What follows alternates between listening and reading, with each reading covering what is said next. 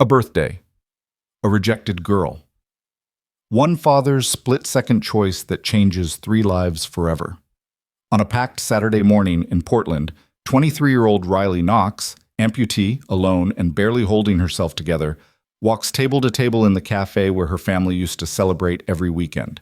Every single person turns her away. Until single dad Caleb Turner looks up from his chattering 6-year-old daughter and sees something in Riley's eyes that breaks his heart wide open. He says one word, yes. What happens next will prove that sometimes the smallest act of kindness doesn't just save a life. It builds a family from scratch. If you believe in the power of compassion, stay with me until the very end. Hit that like button and drop a comment with your city so I can see how far this story travels. Now, let me take you back to that Saturday morning, the day everything changed. The rain had finally stopped. After 6 straight days of Portland's signature gray drizzle, the morning sun broke through the clouds like a promise the city had forgotten how to keep.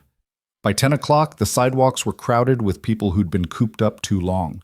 Joggers, dog walkers, families with strollers, couples holding hands. Everyone seemed determined to soak up every possible second of vitamin D before the northwest gloom rolled back in. The cafe on Morrison Street was packed wall to wall. Caleb Turner stood in line with his daughter's small hand tucked firmly in his, watching the Saturday morning chaos unfold with the practiced patience of a man who'd learned long ago that rushing through moments with Maisie only meant missing them entirely. The line snaked out the door. Every table was claimed, people hunched over laptops with oversized headphones, couples leaned close over shared pastries, groups of friends laughed too loudly over iced lattes. "Daddy, I want the chocolate croissant," Maisie announced, tugging his sleeve. "The really big one, with the sparkly sugar on top." Caleb glanced down at his daughter, 6 years old, gap-toothed, wearing her favorite purple leggings and a shirt that proclaimed "Unicorns are real" in glittery letters, and felt that familiar squeeze in his chest. The one that said, "This is it. This is everything." "The really big one, huh?" He raised an eyebrow. "What happened to the blueberry muffin you were dying for last week?" "That was last week, Daddy." Maisie rolled her eyes with the full dramatic weight of her entire 6 years of existence. "I'm more sophisticated now." "Sophisticated." Caleb bit back a grin. "Is that your new word from Ms. Peterson?" "Uh-huh. It means fancy and smart and knowing what you like." Maisie stood on her tiptoes, trying to see over the bakery case. "And I like chocolate." "Fair enough, kiddo." They shuffled forward in line. Caleb did a quick mental scan of the cafe, already knowing what he'd find. 0 open tables. They'd have to take their order to go, head to the park, maybe hit the playground if it wasn't too muddy. Not the worst Saturday plan, but Maisie had been so excited about having coffee with him, her definition of which involved an apple juice box and whatever pastry caught her eye, that he hated to disappoint her. "Excuse me, is this seat taken?" Caleb barely registered the voice. Someone asking the table next to them, probably getting the same polite brush-off everyone else had gotten for the past 20 minutes. "Sorry, my friend's coming back." "Excuse me, would you mind if We're actually leaving soon." "Hi, I don't mean to bother you, but we need all 4 chairs. Sorry." The voice kept moving, kept asking, each response a little colder than the last. Caleb was about to place their order when Maisie suddenly yanked on his arm, hard enough that he looked down. "Daddy," she whispered, her dark eyes wide. "That girl is sad." "What girl, honey?" "The one asking for a seat. Look." Caleb turned. That's when he saw her. A young woman, early 20s maybe, with honey brown hair pulled back in a messy ponytail, standing near the table 2 spots over from where they'd eventually sit if they could find anywhere to sit. She wore jeans and a faded gray hoodie, and she leaned on forearm crutches with the kind of exhausted determination that told Caleb she'd been standing far longer than was comfortable. Her left leg ended just below the knee, a prosthetic visible where her jeans hitched up slightly. But it was her face that hit him like a freight train. She was trying so hard to hold it together. Her jaw was set. Her shoulders were squared. But her eyes, Jesus, her eyes, were the eyes of someone who'd walked into this cafe expecting something and was slowly, painfully realizing she wasn't going to get it. "Do you mind if I share this table?" she asked an older couple near the window, her voice steady but thin. I'll be quick. I just need— Sorry, sweetie, the woman said, not unkindly but with the firmness of someone who'd already decided. We're waiting for our daughter. She'll be here any minute. The young woman nodded, swallowed hard, adjusted her grip on the crutches, and started toward the next table. Daddy? Maisie tugged again, harder this time. We have to help her. We don't have a table yet, Maise. But when we get one, if we get one. Maisie's face crumpled into her trademark disappointed look, the one that could guilt a stone into apologizing. But she needs one. Look at her, Daddy. She's trying so hard. Caleb looked. The young woman had reached a table near the back, two guys in their 20s with laptops and expensive sneakers. She asked her question. One of them glanced up, shook his head without even pausing his typing, and went right back to his screen.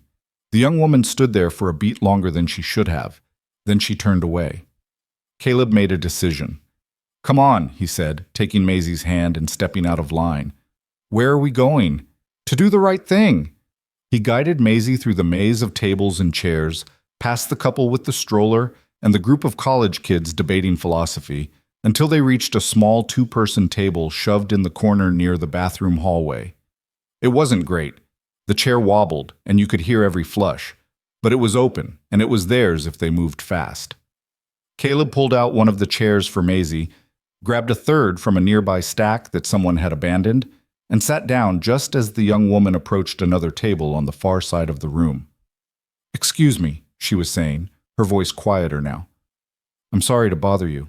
Is there any way I could— Not today, the guy said, without looking up from his phone. The young woman stopped. Her shoulders sagged.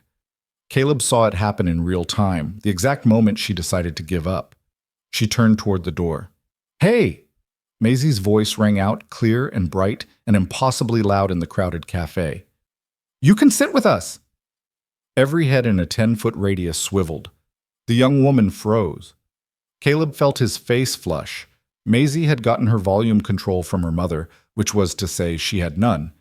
But he met the young woman's startled gaze and nodded toward the empty chair at their tiny, wobbly corner table. She's right, he said, keeping his voice calm and warm. You're welcome to join us. For a long, terrible second, the young woman didn't move. She just stared at them, at Caleb, at Maisie, at the empty chair, like she couldn't quite believe what she was hearing. Then her face did something complicated. Her mouth trembled. Her eyes went bright and shiny. She blinked fast, twice, and pressed her lips together hard. Are you sure? Her voice cracked on the last word. Absolutely, Caleb said. We've got plenty of room. That was a lie.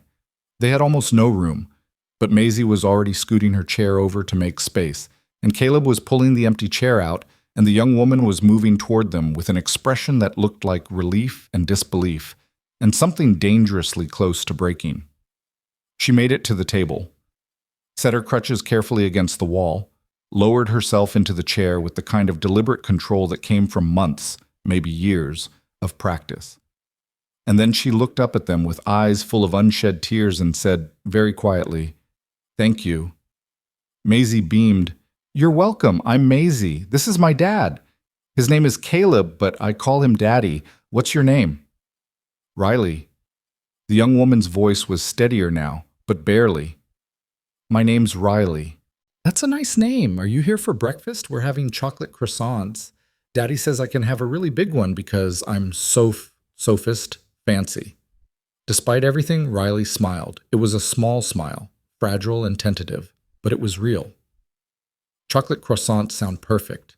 Caleb cleared his throat. Can I get you something? Coffee? Food? It's on me. Riley shook her head quickly. No, I'm fine, really. I just needed— She trailed off, looking around the cafe like she was seeing it for the first time. I just needed to sit here for a little while. Something in the way she said it made Caleb's chest tighten. Not sit. Sit here. This wasn't about finding any table. This was about finding this table, or at least this cafe. Well, Caleb said carefully, you're welcome to sit as long as you need. Riley's eyes met his, and in that moment, Caleb saw something he recognized, Something he'd seen in his own mirror 2 years ago, right after Ava had walked out and left him holding a 4-year-old who kept asking when Mommy was coming home. He saw someone hanging on by a thread. "Thank you," Riley whispered. Maisie, bless her oblivious 6-year-old heart, had already moved on. "Do you like unicorns? I love unicorns. Daddy says they're not real, but I think he's wrong. Do you think unicorns are real?" Riley blinked, looked down at Maisie's glittery shirt, and despite the tears still clinging to her lashes, she laughed, a soft, startled sound that seemed to surprise her as much as it surprised Caleb. "I think," Riley said slowly, "that unicorns are definitely real. They're just really good at hiding. See?" Maisie spun toward Caleb with the vindicated energy of someone who just won a years-long debate. "I told you, Daddy." Caleb raised his hands in surrender. Okay, I stand corrected. And unicorns are real and excellent at hiding. Got it." Maisie nodded, satisfied, and turned back to Riley. "Are you having a good day?" The question was so innocent, so earnest, that Caleb saw Riley's composure wobble. Riley's voice caught. She looked down at her hands, folded tightly in her lap. "I'm trying." "That's good," Maisie announced. "Daddy says trying is the most important part. Even if you don't win, you still tried, and that's really brave." Riley's eyes went shiny again. "Your dad's right," she said softly. Caleb stood. "I'm going to grab our order." "Riley, are you sure I can't get you something, even just a water?" Riley hesitated. "Coffee would be, that would be really nice. Black is fine." "You got it." Caleb wove back through the crowd toward the counter, his mind racing. He didn't know this girl, this woman, he corrected himself, because she was clearly an adult even if she looked heartbreakingly young, but every instinct he had was screaming that something was deeply, desperately wrong. And Maisie, in her infinite 6-year-old wisdom, had somehow zeroed in on it immediately.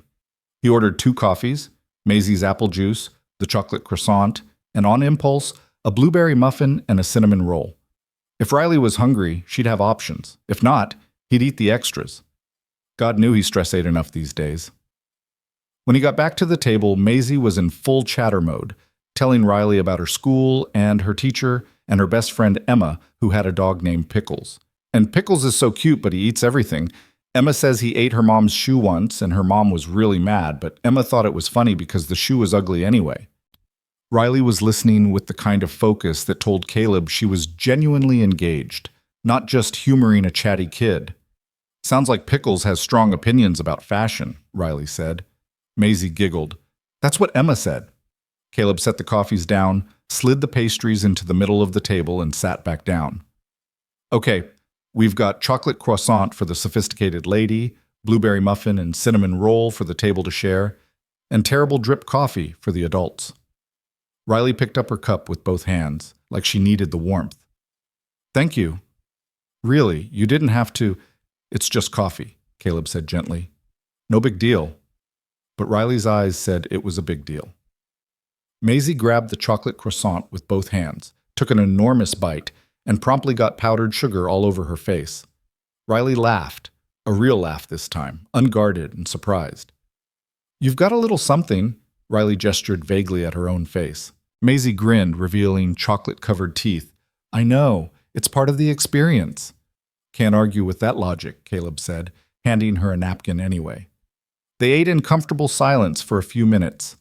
The cafe buzzed around them, orders being called out, the hiss of the espresso machine, laughter and conversation blending into a low hum.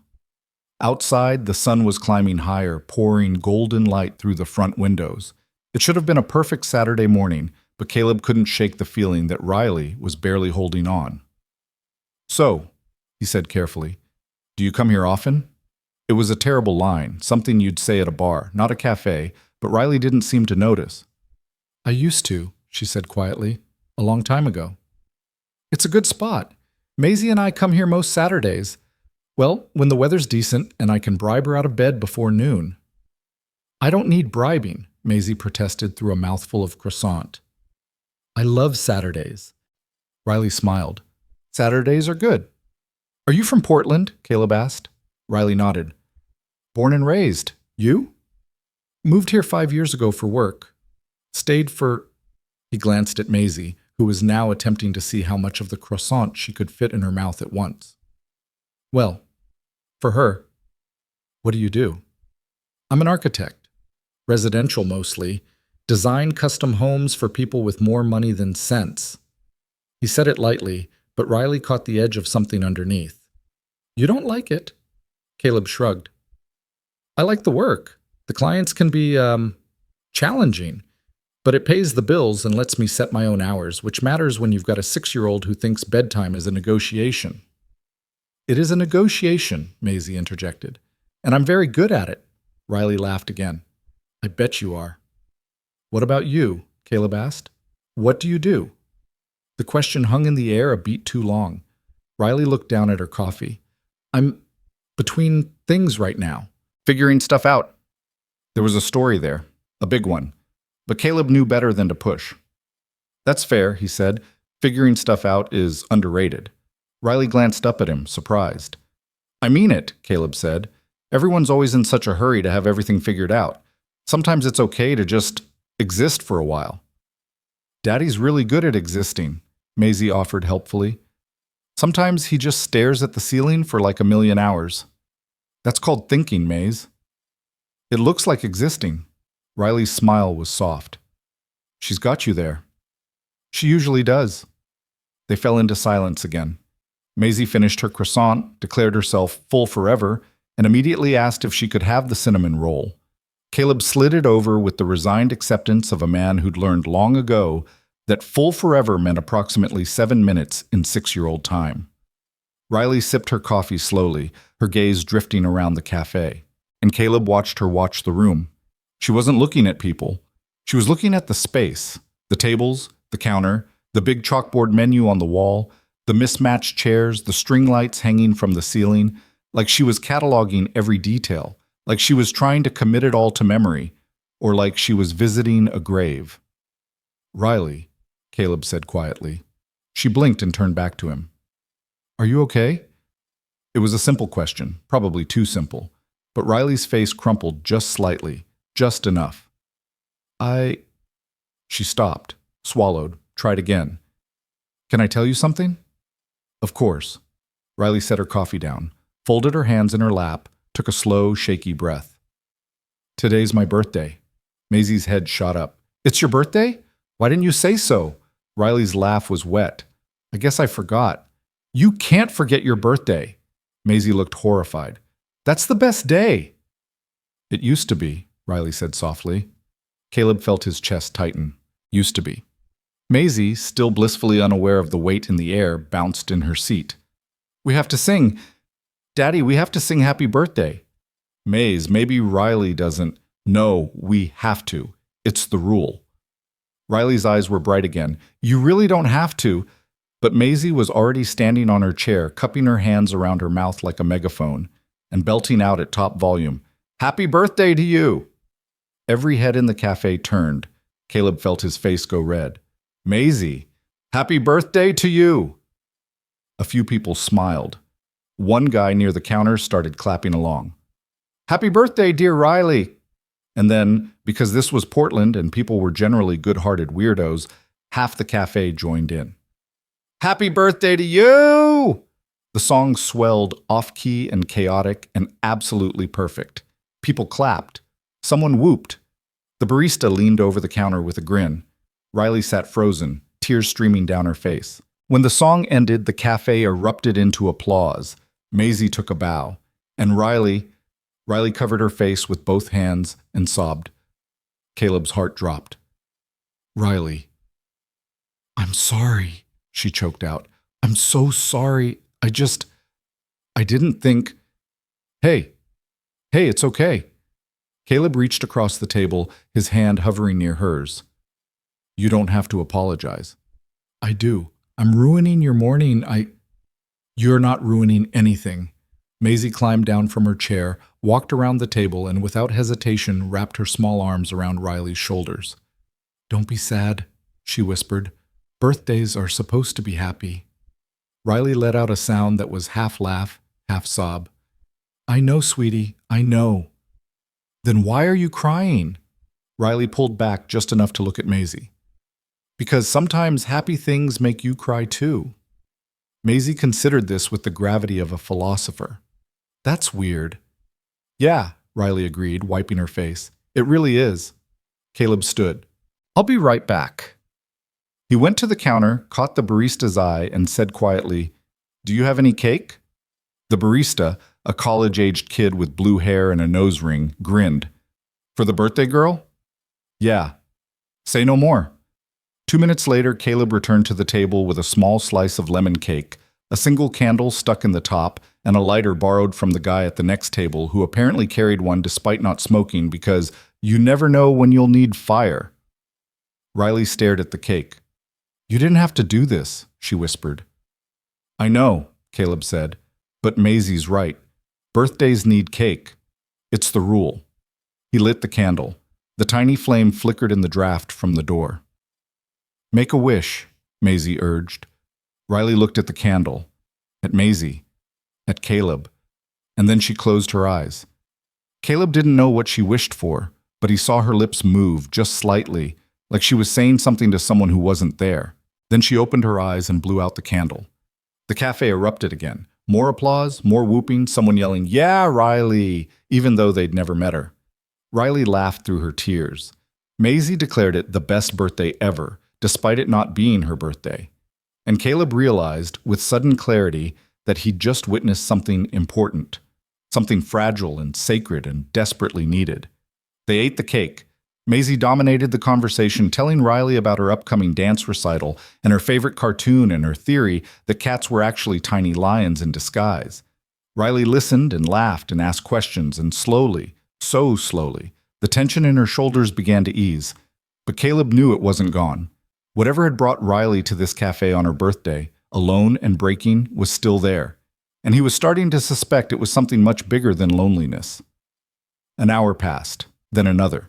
The cafe crowd shifted, morning regulars giving way to lunchtime arrivals. Maisie eventually climbed into Caleb's lap and started to doze, her head tucked under his chin, her breath warm against his neck.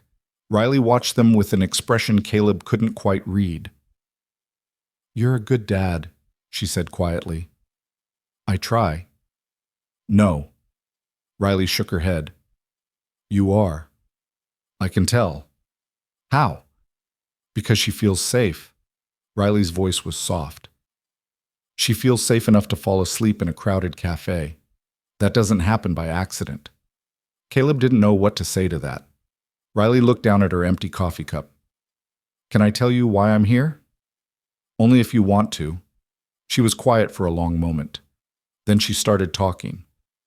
2 years ago, Riley said, her voice steady but distant. My family used to come here every Saturday morning. Me, my parents, my little sister. It was our tradition. We'd get the same table, over there, by the window, and we'd spend hours just being together, talking, laughing. My sister Emma, she was 8. She loved hot chocolate with extra whipped cream, and she always got it all over her face, just like Maisie. Caleb's throat tightened. It was my favorite part of the week, Riley continued. No matter what else was going on, school, work, whatever, Saturday mornings were sacred. That was our time. She paused, took a breath. And then, one night, there was a gas leak in our apartment building. Caleb felt the blood drain from his face. It was fast, Riley said quietly. They said we probably didn't even wake up, but I did. I don't know why, I woke up and I smelled something wrong, and I ran to Emma's room. I got her out, got us both down the stairs and outside. And then I went back for my parents. Her voice cracked. I almost made it. I was at their door. I was right there. And then the building exploded. Riley, I woke up in the hospital 3 days later. Emma was fine. My parents were gone. And my left leg was... She gestured vaguely. Gone. The cafe noise faded to static in Caleb's ears.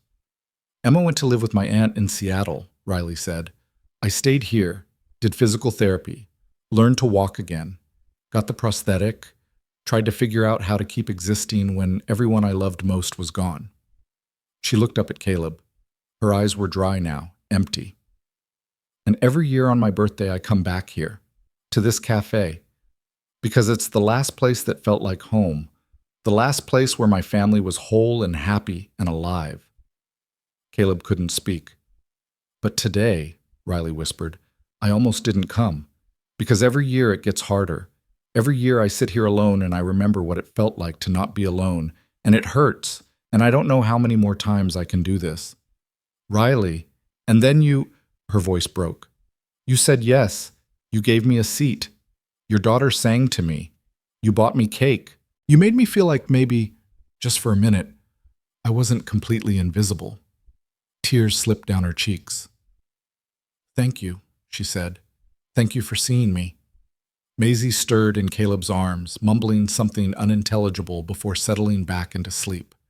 Caleb looked at Riley, this brave, broken young woman who'd walked into a crowded cafe looking for ghosts and found, instead, two strangers willing to share a table. And he made another decision. Riley, he said carefully, Maisie and I are going to the park after this. Nothing fancy, just the swings and maybe some ice cream if she wakes up enough to demand it. Would you want to come with us? Riley blinked. What? You don't have to, but if you wanted to, you'd be welcome. I couldn't. You could, Caleb said firmly, and you should, because birthdays shouldn't be spent alone. Not if there's another option. Riley stared at him. I'm a stranger, she said. So was I an hour ago. Now, you're the girl who thinks unicorns are real and taught my daughter that sophisticated means fancy and smart. That's practically family in Maisie's book. Riley laughed, a weak, watery sound. I don't want to intrude.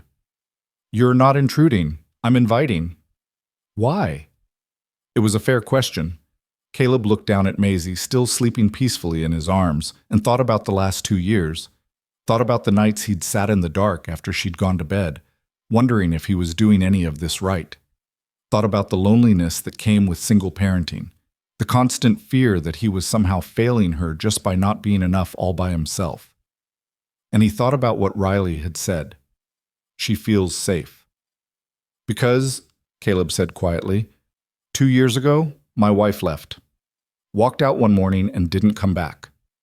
And for months I was so angry and so lost that I could barely function.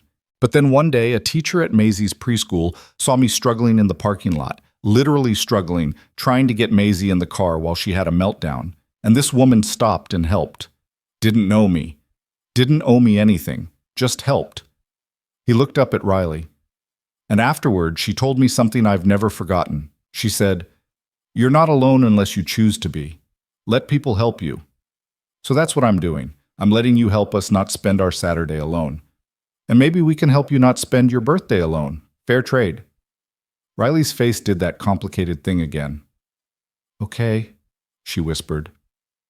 Yeah? Yeah. I'll come. Maisie chose that exact moment to wake up, yawning and stretching like a cat. Are we going to the park now? She asked sleepily. We are, Caleb said. And Riley's coming with us. Maisie perked up immediately. Really? Riley nodded, smiling despite the tears still drying on her face. Really? Yes. Maisie pumped her fist. This is the best Saturday ever. They gathered their things, Caleb helping Riley with her crutches, Maisie chattering about the swings and the slide, and how she could go so high that it was basically flying. As they headed for the door, Caleb glanced back at the cafe, at the table by the window where Riley's family used to sit.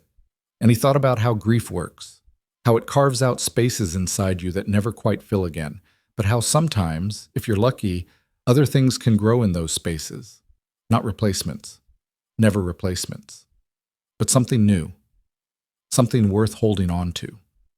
They stepped out into the sunlight, and for the first time in 2 years, Riley's birthday didn't feel like a funeral. It felt like a beginning. The park was everything Portland promised on a rare sunny day, green and alive and crowded with people making the most of the weather before it inevitably turned gray again. Children shrieked on the playground equipment, dogs chased frisbees across the open field, and couples sprawled on blankets with books and picnic baskets. The air smelled like fresh-cut grass and sunscreen and possibility. Maisie dragged them straight to the swings, her small hand gripping Riley's with the casual certainty of a child who'd already decided they were friends. Riley moved carefully across the uneven ground, her crutches finding purchase on grass still damp from yesterday's rain, but she never once pulled away from Maisie's grip. Caleb walked beside them, close enough to help if Riley needed it, but far enough to give her dignity. He'd learned that balance with his own mother after her hip surgery 3 years ago, the art of being available without hovering, protective without being patronizing. "I want the middle swing," Maisie announced as they approached the swing set. "That one's the best because you can see everything." "The middle one it is," Caleb said, lifting her up and settling her onto the black rubber seat. "Hold on tight." "I always hold on tight, Daddy. I'm not a baby." "My mistake. You're practically a grown-up." "Practically," Maisie agreed seriously. Riley lowered herself onto the bench near the swings, setting her crutches beside her with practiced efficiency. Caleb noticed how she chose the end of the bench, leaving space for others, always thinking about not taking up too much room.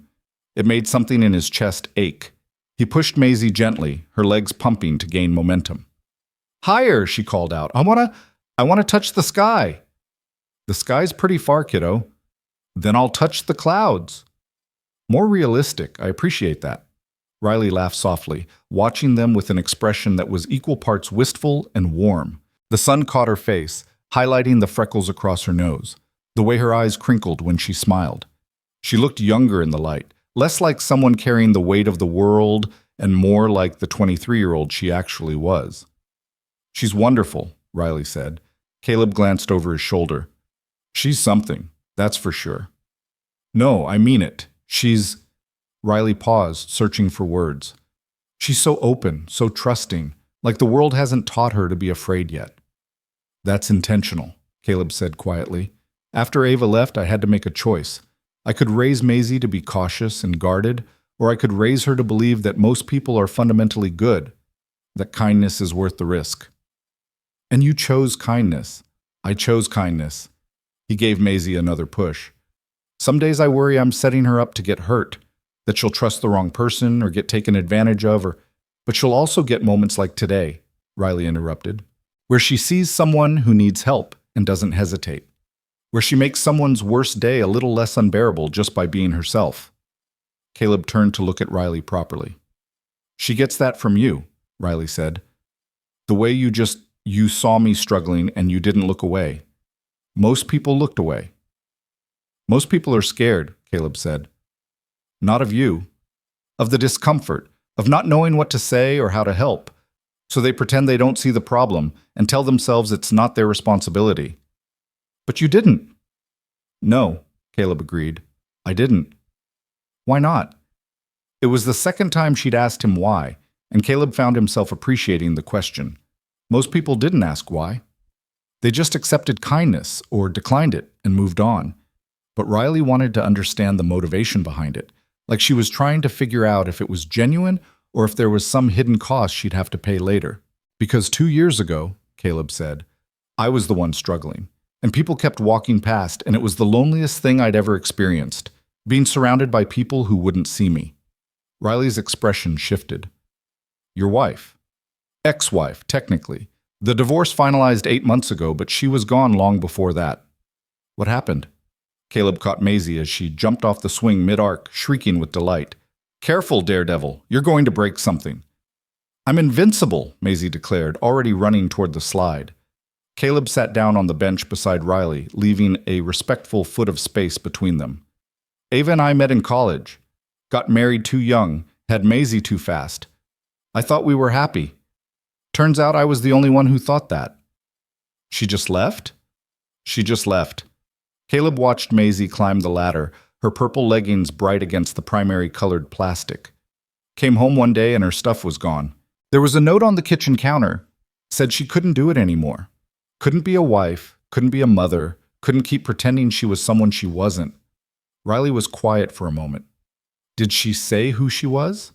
"No, and I didn't ask. By the time I found the note, she was already on a plane to Los Angeles. Her sister called me that night, told me Ava needed space and time, and I should respect that. So I did." "That must have been horrible." "It was." Caleb rubbed his face. "But the worst part wasn't that she left. It was explaining it to Maisie. telling a 4-year-old that mommy wasn't coming home and she didn't do anything wrong and it wasn't her fault.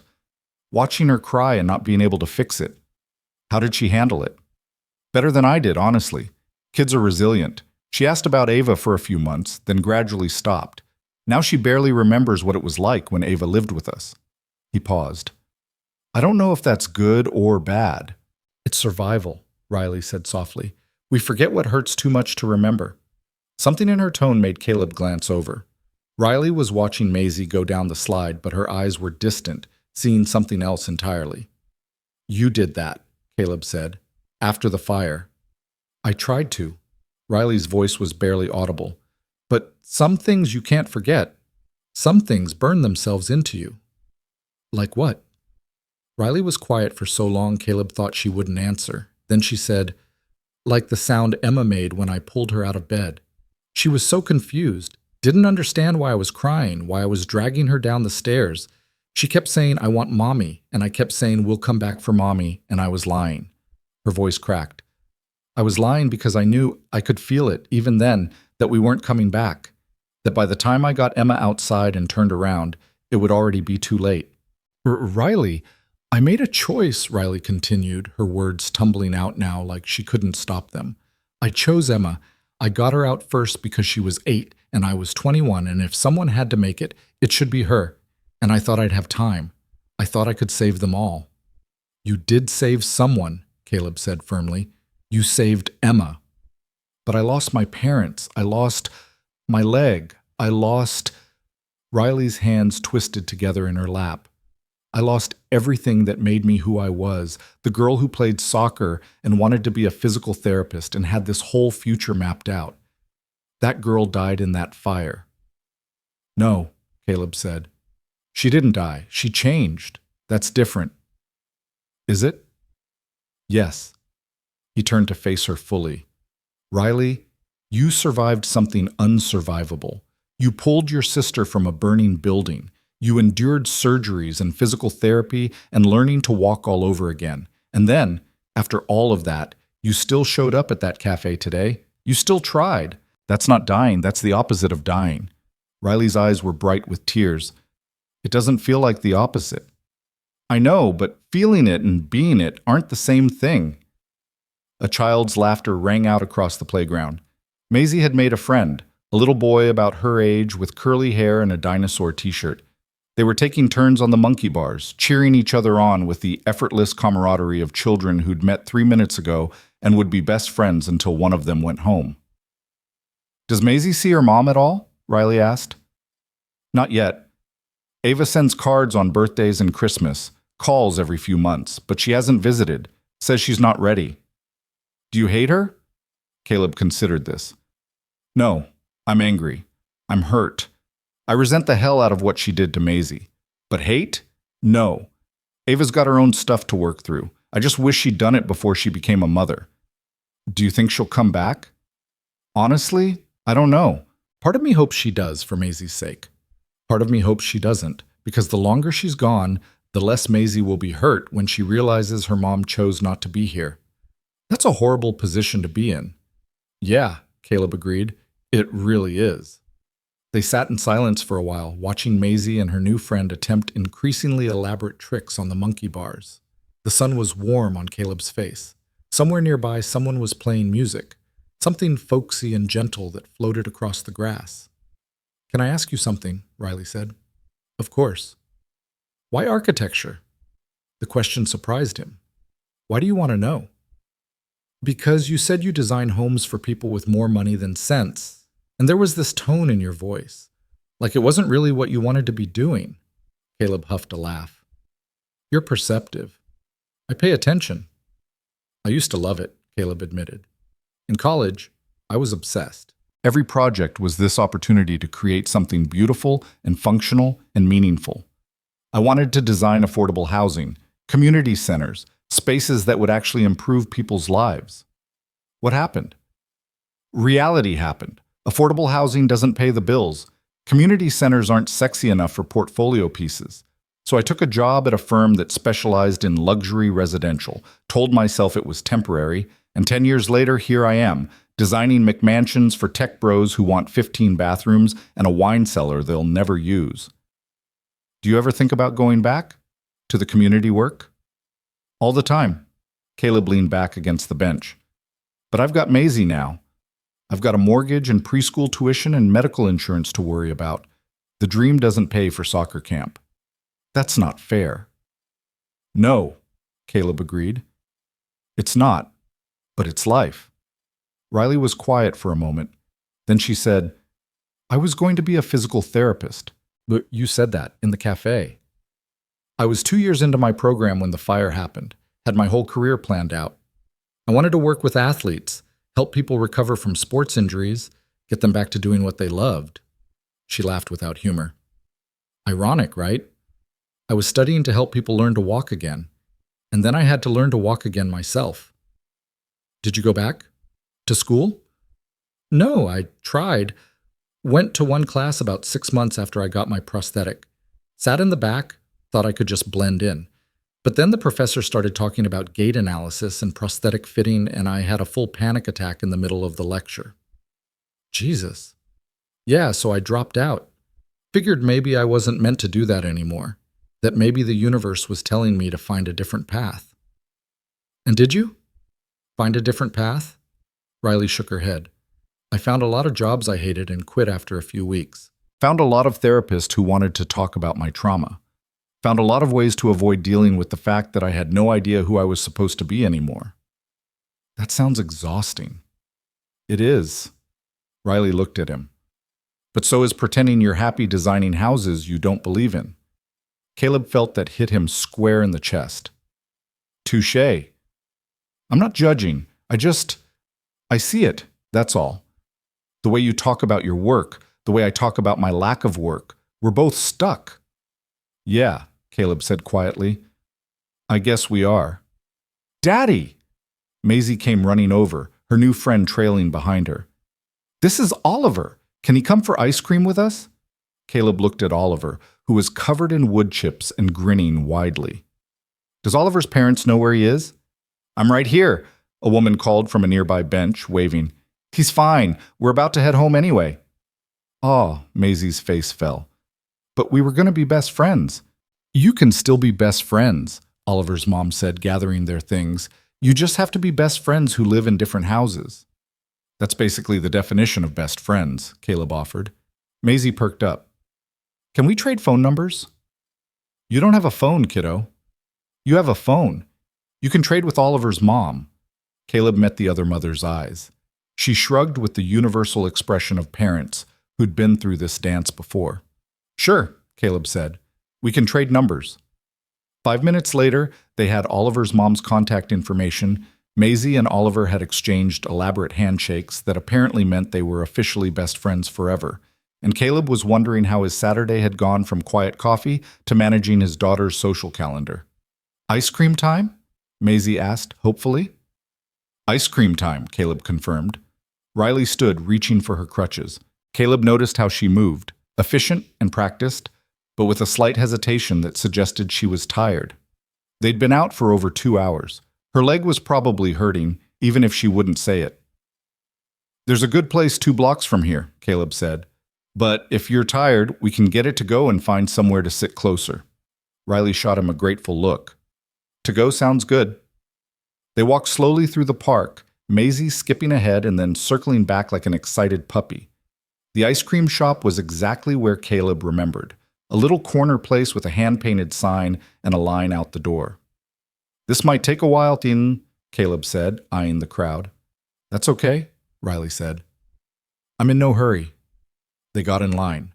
Maisie pressed her face against the window, studying the flavors with the intense concentration of someone making a life-or-death decision. Riley smiled, watching her. She reminds me of Emma, Riley said softly. The way she commits fully to everything. Emma was like that. She'd spend 20 minutes picking out a library book because she wanted to make sure it was exactly right. Does Emma still do that? I don't know. Riley's voice went quiet. We don't talk much anymore. Caleb frowned. Why not? Because my aunt, my mom's sister, she blamed me for the fire. Said if I'd just gotten everyone out at once instead of going back, maybe my parents would have survived. That's not, I know it's not fair, I know it's not rational, but grief isn't rational. Riley adjusted her grip on her crutches. And Emma was 8. She needed someone to take care of her, and my aunt was there, and willing. So Emma went to Seattle, and I stayed here, and every time we talk, it's just this reminder of everything we lost. It's easier not to. That's not easier. That's just different pain. Maybe, but it's pain I can control. They moved forward in line. The sun was starting to dip lower in the sky, casting long shadows across the sidewalk. Caleb thought about what Riley had said, about choosing pain you could control over pain that controlled you. He understood that more than he wanted to admit. For what it's worth, Caleb said, I think you made the right call. In the fire. Getting Emma out first, trying to go back, all of it. Riley's jaw tightened. You don't know that. I do. Because I'm a parent, and if I were in that building, I'd want someone to save Maisie first, every single time, without question. But your daughter is the most important thing in my life. Just like Emma was the most important thing to your parents. Riley, you gave them what every parent wants. You saved their child. That's not something to feel guilty about. That's something to honor. Riley's eyes filled with tears. I miss them so much. I know. Every day. Every single day I wake up, and for about 3 seconds I forget they're gone. And then I remember, and it's like losing them all over again. That's grief, Caleb said gently. It doesn't go away. You just learn to carry it. I don't want to carry it anymore. I'm so tired of being sad. Then maybe it's time to let yourself be something else. Not instead of sad, alongside sad. People are complicated. We can hold multiple things at once. Riley wiped her eyes. Like what? Like happy, like hopeful, like a person who went to a cafe this morning expecting nothing and ended up spending the afternoon with people who think you're worth knowing. You don't know me. I'm starting to. Caleb met her gaze. And what I know so far, I like. A flush crept up Riley's neck. You're just being nice. I'm being honest. There's a difference. They reached the front of the line. Maisie ordered mint chocolate chip with gummy bears on top, a combination that made Caleb's teeth hurt just thinking about it. Riley got vanilla. Caleb got coffee. They found a bench in the shade and ate their ice cream in comfortable silence. Maisie got more ice cream on her face than in her mouth, as usual. Riley laughed every time Maisie tried to lick her nose to get the drips. Caleb felt something in his chest unclench, something that had been tight for 2 years. This is nice, Riley said quietly. Yeah, Caleb agreed. It really is. Maisie finished her ice cream, declared herself definitely not tired, and immediately fell asleep against Caleb's shoulder. Should we get her home? Riley asked. Caleb checked his watch. It was almost 4. Probably. Nap time is officially past due. They walked back toward the parking lot where Caleb had left his car, an aging Honda Civic that had seen better days but still ran. Riley moved slower now, fatigue clear in the way she held her shoulders. Caleb adjusted his pace to match hers, carrying Maisie against his chest. Thank you for today, Riley said as they reached the car. I mean it. It was exactly what I needed. So come back next Saturday. Riley stopped walking. What? Next Saturday. Same cafe, same time. Come have coffee with us. Caleb, I can't just... Why not? He shifted Maisie to his other shoulder, unlocking the car door. We're there every week anyway. Maisie would love to see you, and honestly, I would too. Riley looked torn. You don't have to do this. I know I don't have to. I want to. There's a difference. You keep saying that. Because it's true. Caleb settled Maisie into her car seat, buckling her in carefully. She didn't even stir. Look, Riley, I'm not trying to fix you or save you or whatever. I think maybe we could be friends. And friends have coffee on Saturdays. That's a normal thing that normal people do. I'm not normal people. Neither am I, so we're perfect for each other. Riley huffed a laugh. You're persistent. I'm a single dad raising a 6-year-old. Persistence is literally my only skill. That's not true. Name another one. You're kind, Riley said. You're patient. You see people. Caleb felt his throat tighten. Then see me back. See me and Maisie next Saturday. Let us be part of your tradition instead of your grief. Riley looked at him for a long moment. Then slowly, she nodded. Okay. Yeah? Yeah, next Saturday, same time. Same table if we can get it. Same table, Riley agreed. Caleb grinned. Good. That's really good. They stood there in the parking lot, the sun setting behind them, and Caleb thought about how quickly life could change. How you could wake up planning a normal Saturday with your kid and end up meeting someone who made you remember what it felt like to hope. I should go, Riley said. Let you get her home. Do you need a ride? No, I'm close. I can walk. You sure? I'm sure. Riley smiled. Thank you, Caleb, for everything. Thank you for saying yes. To the table, to the park, to next Saturday. Thank you for asking. They stood there awkwardly for a moment, neither quite sure how to end the conversation. Finally, Riley laughed and shook her head. This is weird, right? We're both being weird. Extremely weird, Caleb agreed. But in a good way. In a good way, Riley echoed. She turned to go, adjusting her crutches. Then she paused and looked back. Caleb? Yeah? Happy birthday to me, right? Caleb smiled. Happy birthday, Riley. I'm really glad you walked into that cafe today. Me too. He watched her walk away, her figure growing smaller as she headed down the sidewalk. And even though they'd only known each other for a few hours, even though he knew almost nothing about her beyond the tragedy that had shaped her, Caleb felt certain of one thing. This was just the beginning. Riley showed up the following Saturday wearing jeans and a green flannel shirt that brought out the gold flecks in her hazel eyes. She arrived 10 minutes early, which Caleb only knew because he'd been checking his watch every 3 minutes since 9:30 like a teenager waiting for a first date. Maisie spotted her through the cafe window and practically launched herself across the room, weaving between tables with the reckless confidence of someone who believed the entire world would get out of her way. Riley, you came! Daddy said you would, but I wasn't completely sure, because sometimes grown-ups say they'll do things, and then they don't, but you did, and I'm so happy. Riley caught Maisie in a hug, laughing as she steadied herself on her crutches. Of course I came. I promised, didn't I? Yes, but promises are tricky. Maisie pulled back, suddenly serious. My mom promised she'd come to my dance recital last year, and she didn't. So now I know that sometimes promises are just words that people say when they don't want to make you sad right now. The smile slipped from Riley's face. She glanced at Caleb, who'd come up behind Maisie, and something passed between them, a shared understanding of how children absorbed pain and turned it into philosophy. You're right, Riley said, crouching down to Maisie's level. Promises are tricky. But I'm going to tell you something important. When I make a promise, I keep it. Even when it's hard. Even when I don't feel like it. Because my parents taught me that your word is the most valuable thing you own. And once you break it, people stop believing you. Maisie studied Riley's face with the intense scrutiny of a Supreme Court justice.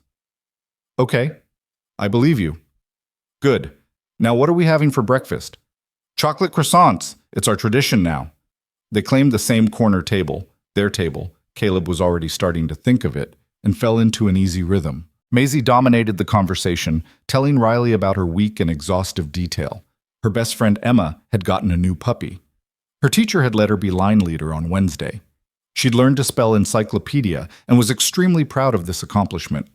Riley listened with genuine attention, asking follow-up questions and laughing in all the right places. Caleb found himself watching her more than was probably appropriate, noticing the way she tucked her hair behind her ear when she was thinking, how her whole face transformed when she smiled, the careful way she positioned her prosthetic leg under the table where Maisie wouldn't accidentally bump it. Daddy's staring, Maisie announced suddenly. Caleb nearly choked on his coffee. I am not. You are. You have your thinking face on. I was thinking about work. Liar, Maisie grinned at Riley. He does this sometimes. He zones out and stares at stuff, and then pretends he was thinking about important things, but really he was probably just thinking about what to have for dinner. I was not thinking about dinner. So you admit you were staring. Riley was trying very hard not to laugh. Your daughter's going to be a lawyer. A lawyer or a detective or possibly an evil genius, Caleb muttered. The jury's still out. I'm going to be a veterinarian, Maisie corrected, because animals are better than people and also they're fluffy. Solid reasoning, Riley said. They finished breakfast and Maisie immediately asked if they could go to the park again. Caleb started to say maybe, started to give Riley an out if she needed one, but Riley spoke first. Absolutely, but only if I get to challenge you to a swing competition. Maisie's eyes went wide. What kind of competition? Who can swing the highest without getting scared? I never get scared. Then you'll definitely win, Riley said, deadpan. Maisie scrambled out of her chair, already heading for the door. Caleb caught her by the back of her shirt before she could escape into traffic. Slow down, speed demon. The swings will still be there in 5 minutes. But what if they're not? What if someone takes them? Then we'll wait our turn like civilized humans. Civilized is boring. Civilized keeps you alive. Riley stood, gathering her crutches. She's got a point, though. Boring is overrated. Caleb shot her a look. Don't encourage her. Too late. I'm officially on Team Maisie. There's a Team Maisie? There is now, Riley said. And we outnumber you. They walked to the park through streets dappled with morning light. Portland was showing off. 70 degrees, clear skies, the kind of day that made people fall in love with the Pacific Northwest and conveniently forget about the 9 months of rain that came with it. Maisie walked between them, holding both their hands, swinging her arms like she was conducting an invisible orchestra. This is my favorite thing, she announced. Swinging your arms? Caleb asked. No, being with my favorite people. Riley's step faltered slightly. Caleb felt her hand tense in Maisie's grip.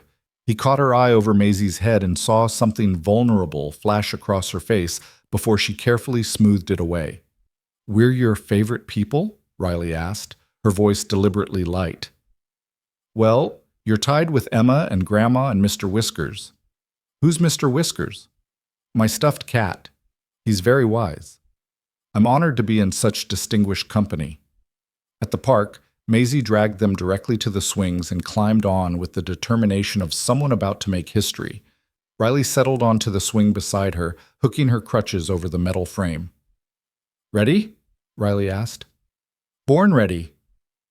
On 3, 1, 2, 3. They both started pumping their legs, building momentum. Maisie's form was wild and enthusiastic, all flailing limbs and determination. Riley's was efficient and controlled, her core engaged, her timing perfect. Within 30 seconds, she was swinging twice as high as Maisie, her hair streaming behind her, her laugh bright and unguarded.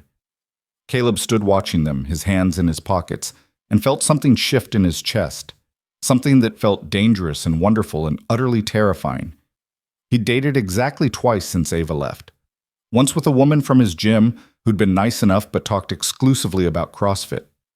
Once with a teacher at Maisie's school who'd spent the entire dinner asking him pointed questions about his emotional availability and whether he'd done the work to heal from his divorce. Both times he'd come home feeling exhausted and vaguely guilty, like he'd failed some test he hadn't known he was taking. But this didn't feel like that. This felt like watching two people he cared about discover they liked each other, which was ridiculous because he'd only known Riley for a week, and caring about someone after a week was the kind of thing that happened in romance novels. Not real life. Except, apparently, it was happening in his real life. Daddy, push me! Maisie called out. Riley's winning! I'm not pushing you, that's cheating. It's strategic assistance. It's still cheating. Riley slowed her swing gradually, letting momentum bleed away until she was drifting gently back and forth. Okay, I'm calling it. Maisie wins. I do?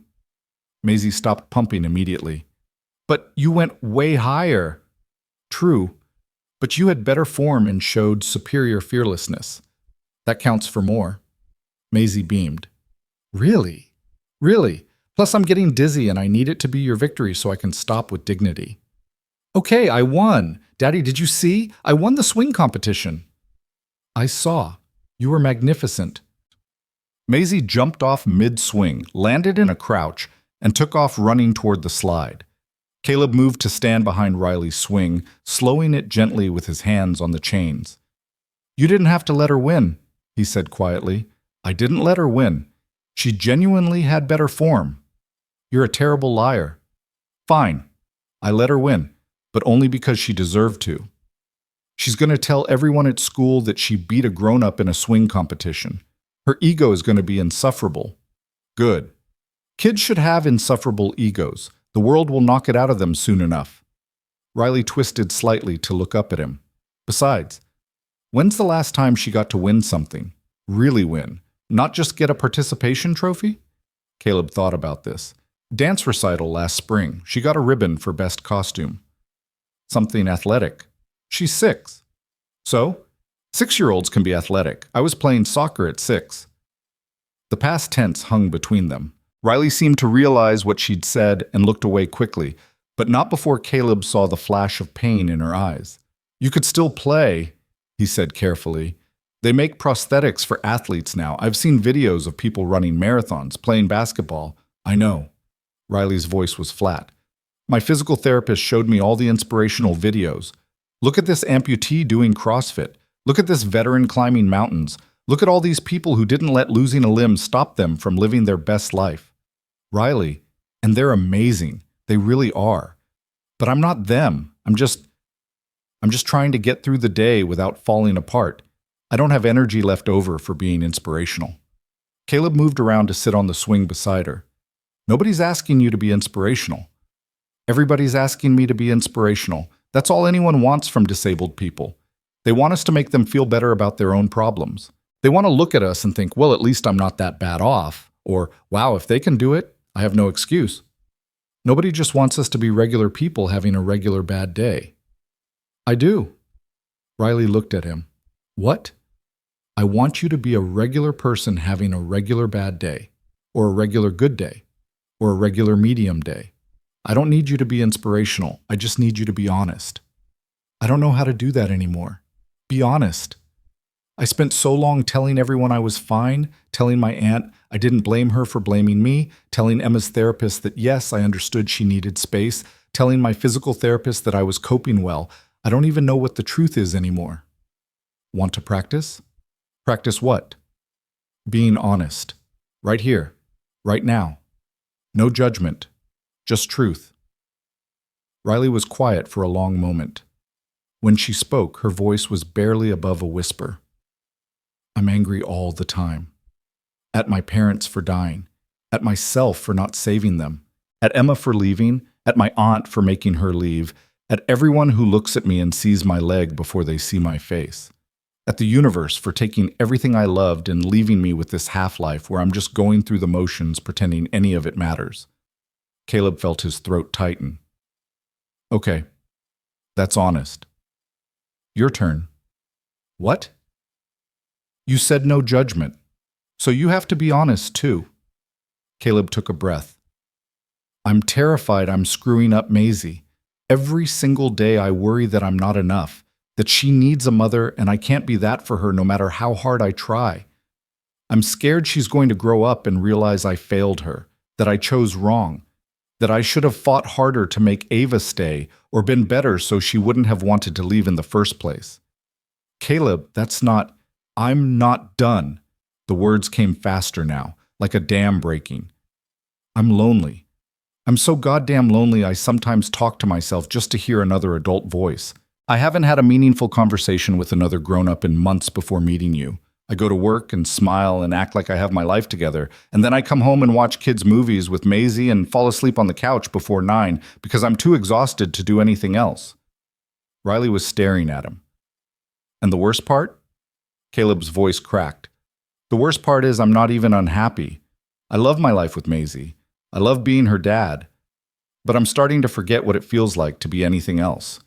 To be Caleb instead of just Daddy. They sat in silence. Around them, the park continued its Saturday morning chaos, children shrieking, parents chatting, dogs barking. But in their small corner by the swings, everything felt still. Thank you, Riley said finally. For what? For being honest. For not pretending you have it all figured out. I definitely don't have it figured out. Nobody does. They just pretend better. Maisie came running back, face flushed and happy. Can we get ice cream again? We just had breakfast, Caleb said. But ice cream is important for celebrating. Celebrating what? Me winning the swing competition, Riley laughed. That's actually sound logic. Don't encourage her, Caleb said, but he was already standing up. Fine. 1 scoop each. Small scoops. Large scoops, Maisie countered. Medium scoops. Large, medium scoops. That's not a thing. It is now.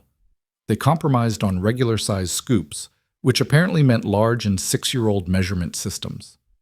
They sat on the grass eating their ice cream, Maisie wedged between them, telling a complicated story about a girl in her class who claimed to have a pet dragon, but probably actually had a lizard.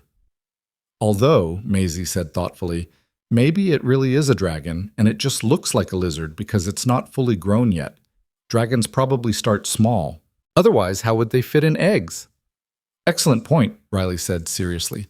Dragons definitely start small. See, Daddy? Riley understands science.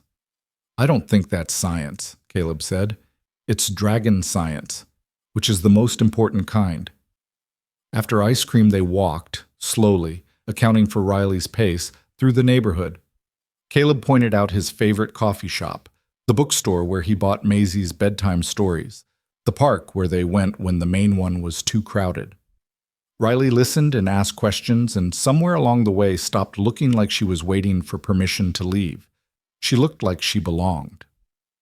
They ended up back at the cafe around noon, tired and sun-warmed and happy.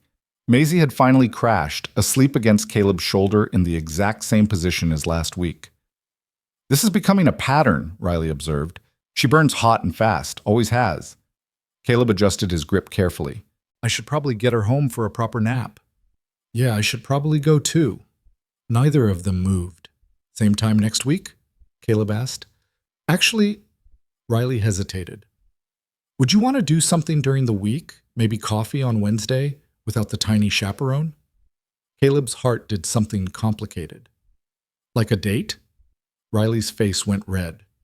No, I mean, not like a date, just like friends getting coffee, which is a normal thing that normal people do. I believe I said something similar last week. You did, and it was less awkward when you said it. It wasn't. You're just noticing the awkward more when it's coming from you. Is that a yes, or are you going to keep making fun of me? It's absolutely a yes. Wednesday, coffee. Friends getting coffee like normal people. Okay, good. Riley stood, gathering her crutches. Wednesday, then. Wednesday, Caleb agreed. He watched her walk away again, but this time when she reached the corner, she turned around and waved.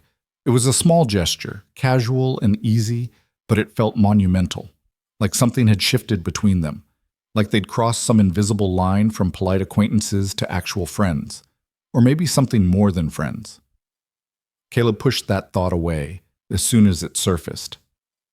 Riley needed friends, not some single dad with baggage projecting his loneliness onto her kindness. They'd known each other for 2 weeks. People didn't fall for each other in 2 weeks. Except his phone was already in his hand, already opening a new message. Thanks for today. Maisie had a great time. So did I. He hit send before he could overthink it. 3 dots appeared immediately. Me too. See you Wednesday? Definitely. 2 p.m.? There's a place near my office. Perfect. It's a date, not a date. A friend meeting. A friend coffee meeting. Caleb grinned at his phone. Noted. It's a friend coffee meeting. Definitely not a date. I hate you. No, you don't. No, I don't. He carried Maisie to the car, buckled her in, and drove home with his daughter snoring softly in the back seat and his phone burning a hole in his pocket because Riley had said it wasn't a date, but maybe, just maybe, she wanted it to be as much as he did. Wednesday arrived with typical Portland weather, gray and drizzling and perfectly miserable. Caleb left work early, told his boss he had a dentist appointment, and met Riley at a small cafe tucked between a vintage clothing store and a comic book shop. She was already there when he arrived, sitting at a corner table with 2 cups of coffee and a nervous smile. I got here early and felt weird not ordering, so I guessed, and got you a medium coffee with room for cream. But if that's wrong, I can get something else. Or you can get something else. I'm not trying to control your beverage choices. Riley. Yeah? Breathe. She exhaled shakily. Sorry, I'm being weird. You're being nervous. That's different than weird. Why are you not nervous? Who says I'm not nervous? Caleb sat down across from her, accepting the coffee gratefully. I left work early and lied about having a dentist appointment. I changed my shirt twice. I've checked my phone approximately 40 times in the last hour. Really? Really? Okay, that makes me feel better. Good. They sipped their coffee in silence for a moment. The cafe was quiet, mid-afternoon lull between lunch and dinner rushes. Soft jazz played from speakers mounted in the corners. Rain tapped against the windows. So, Riley said. So, Caleb echoed. This is going well. Incredibly well. We're crushing the friend coffee meeting. Riley laughed, and just like that, the tension broke. They fell into conversation easily, talking about work, about Maisie's upcoming school play, about the book Riley was reading, and the documentary Caleb had watched last night after Maisie went to bed. Small talk, surface stuff, nothing heavy. But then Riley said, Can I ask you something? Sure. What did Ava's note say? The one she left when she left. Caleb set down his coffee. Why do you want to know? Because I keep thinking about it. About what kind of person leaves a note instead of having a conversation. What could she possibly have written that would explain that choice? Not much. Caleb stared at his hands. It said, I can't do this anymore. I'm sorry. Please don't try to find me. I'll be in touch when I'm ready. That was it. 3 sentences. 4 years of marriage reduced to 3 sentences. Did she ever explain when she finally got in touch? She called about 6 months later, said she'd felt trapped, that she'd gotten pregnant too young and married me because it was expected and tried to be someone she wasn't for years until she finally broke. She said she loved Maisie, but she couldn't be her mother, that some women aren't meant to be mothers, and she'd finally accepted she was one of them. What did you say? I said she was a coward, that running away doesn't make you enlightened or self-aware. It just makes you someone who runs away. That Maisie deserved better than a mother who chose her own comfort over her daughter's well-being. Did that make you feel better? No. It made me feel worse, because even as I was saying it, I knew she was right. Not about leaving, that was inexcusable, but about not being meant to be a mother. Some people aren't, and forcing them to try just makes everyone miserable. Riley was quiet for a long moment. My mom used to say that love isn't always enough, that you can love someone completely and still not be what they need. Do you believe that? I don't know. I think maybe love is the bare minimum, the starting place. Everything else, commitment, sacrifice, showing up even when it's hard, that's what actually matters. Ava said she loved us, Caleb said quietly. But she didn't show up. So what good was the love? None. The love was useless without the showing up. Yeah. They sat with that truth for a while. Outside, the rain picked up, drumming harder against the windows. Someone at another table laughed too loudly at their phone. The barista called out an order. I've been thinking about going back to school, Riley said suddenly. Caleb looked up, surprised. Yeah? Maybe not physical therapy, but something in healthcare. Maybe nursing or occupational therapy. Something where I can help people without it being so... She gestured vaguely. So triggering. That sounds good. Really good. I'm terrified. Of what? Of trying and failing. Of getting halfway through and having another panic attack and having to quit again. Of people looking at me and thinking I'm only there because of some diversity quota or because the school wants to look good by admitting a disabled student. Okay, first of all, anyone who thinks that is an idiot and their opinion is worthless. Caleb leaned forward. Second, you're allowed to be scared. Fear doesn't mean you shouldn't do it. It just means it matters. When did you get so wise? Single parenting crash course. Terror forces wisdom. Riley smiled. Catchy slogan. You should put that on a t-shirt. I'll add it to my entrepreneurial ventures right after my McMansion empire. Speaking of which, have you thought any more about what you said? About wanting to do different work? Caleb shrugged. Thinking about it and doing something about it are very different things. So take a small step. One project. Something you actually care about. Like what? I don't know. What would you design if money wasn't an issue? Caleb didn't even have to think about it. Community center. Something for families who can't afford expensive memberships. Play space for kids, meeting rooms for parents, maybe a commercial kitchen where people could take cooking classes. A place that brings people together instead of keeping them separate. Riley's eyes lit up. That's beautiful. That's expensive and time-consuming and probably impossible. Or it's a place to start. Caleb, you just described your dream project in 30 seconds. You've obviously thought about this before. Thinking isn't doing. No, but it's step 1. Step 2 is sketching it. Step 3 is researching funding. Step 4 is, okay, I get it. Small steps. Small steps, Riley agreed. That's all any of us can do. They talked for 2 more hours. The cafe filled and emptied around them. The rain stopped and started again. Caleb's phone buzzed with messages from Maisie's after-school program, but nothing urgent.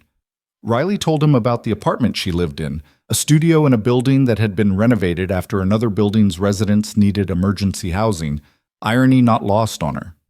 Caleb told her about the house he rented in a quiet neighborhood with good schools and a yard where Maisie could play. It was easy, comfortable, like they'd been having coffee together for years instead of weeks. When they finally stood to leave, the sun was starting its early winter descent. Caleb walked Riley to her bus stop, waiting with her even though his car was parked in the opposite direction. Thanks for meeting me, Riley said. I know it's weird, basically forcing friendship on you. You're not forcing anything. I'm here because I want to be. Still, you have Maisie and work and a whole life. You don't need some damaged girl inserting herself into it. Hey. Caleb waited until she looked at him. You're not inserting yourself. You're not damaged. You're a person who survived something terrible and is trying to figure out what comes next. And yeah, you've got scars, physical and otherwise, but that doesn't make you broken. Riley's eyes went shiny. You barely know me.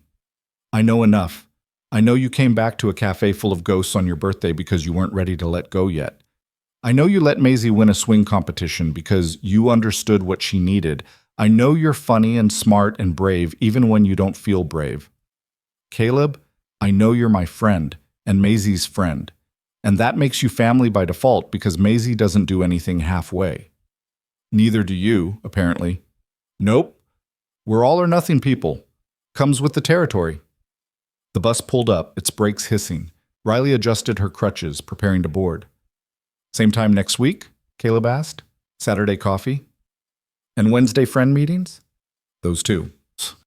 Riley smiled. Okay. Same time next week. She boarded the bus, found a seat by the window, and waved as it pulled away. Caleb stood on the sidewalk watching until the bus disappeared around the corner, and then he stood there a little longer trying to figure out what exactly was happening to him. He was falling for Riley Knox. No, that wasn't quite right. He'd already fallen. The question now was what the hell he was supposed to do about it. The weeks folded into months with the gentle inevitability of seasons changing. Saturday mornings at the cafe became sacred. Caleb and Maisie arriving first, claiming their corner table. Riley walking through the door at exactly 10 o'clock with a smile that made Caleb's chest do complicated things. Wednesday afternoons became their escape. 2 hours carved out of the middle of the week where they could be adults instead of the roles they played for everyone else. Riley enrolled in community college classes. Caleb started sketching his community center in a notebook he kept hidden in his desk drawer. Maisie declared Riley her third best friend after Emma and Mr. Whiskers, which Riley pretended to be offended by but was actually deeply honored. It was good. It was easy. It was the kind of friendship that felt like it had always existed, and Caleb was absolutely lying to himself about what he really wanted. He realized it the night of Maisie's school play. Riley had come, not because Caleb asked, but because Maisie had made her a hand-drawn invitation complete with glitter and specific instructions to sit next to Daddy. The play was a disaster in the way all elementary school plays are disasters. Forgotten lines, backwards costumes, one kid who spent the entire performance waving at his parents in the audience. Maisie played a tree and took her role with deadly seriousness, standing perfectly still while chaos erupted around her. Afterward, Riley had hugged Maisie and told her she was the best tree she'd ever seen. Maisie had beamed and asked if Riley wanted to come for pizza. Riley had looked at Caleb with a question in her eyes, and Caleb had said, of course, like it was the most natural thing in the world. They'd gone to Maisie's favorite pizza place, a hole in the wall with checkered tablecloths and crayons for the kids. Maisie had drawn an elaborate picture of herself as a tree, with Riley and Caleb standing on either side like proud parents. Riley had gone very quiet. Caleb had felt his heart stop and restart in a different rhythm. On the way home, Maisie had fallen asleep in the back seat, clutching her drawing. Riley sat in the passenger seat, her crutches stowed in the back, her hands folded in her lap. "She's wonderful," Riley said softly. "She is," Caleb agreed. "You're doing a really good job. With her, she's happy and confident and kind. That doesn't happen by accident. I'm terrified every single day that I'm screwing it up. You're not. How do you know?" Riley turned to look at him, her face illuminated by passing streetlights. "Because she feels safe enough to be exactly who she is. That only happens when kids know they're loved unconditionally." Caleb's throat tightened. "Thank you for coming tonight. I wouldn't have missed it. I mean it. It meant a lot. To both of us." "Caleb?" Riley's voice was careful. "What are we doing?" His hands tightened on the steering wheel. "What do you mean?" "I mean, we see each other twice a week, minimum. You text me random things throughout the day. I have Maisie's school schedule memorized. She paused, searching for words. "We're acting like we're together without actually being together. Would that be so bad? Being together?" The question hung in the air between them. "I don't know," Riley said finally. "I'm scared." "Of what?" "Of this being temporary. Of getting attached and then losing it. Of hurting Maisie if it doesn't work out. Of not being enough for you." "Riley, I'm serious, Caleb. You've got your life figured out. You've got this amazing kid and a career and a home. I'm still trying to remember to take my meds consistently. I'm still having nightmares about the fire. I'm still figuring out how to exist as this person I've become instead of the person I used to be." "I don't have anything figured out," Caleb said quietly. "I'm just better at pretending I do." "That's not true." "It absolutely is. Riley, I'm a single dad who hasn't dated seriously in 2 years because I'm terrified of introducing someone into Maisie's life and then having them leave. I'm doing a job I hate because I'm too scared to risk the stability. I eat frozen pizza 3 nights a week because I'm too exhausted to cook. My life isn't figured out. It's functional. There's a difference. But you're stable. You're secure. I'm still broken." "You're not broken." Caleb pulled the car into his driveway, put it in park, and turned to face her fully. "You're healing. That's different. Healing is messy and non-linear, and sometimes it looks like going backward. But it's not broken." Riley's eyes filled with tears. "What if I can't be what you need? What if you already are?" She stared at him. In the back seat, Maisie snored softly.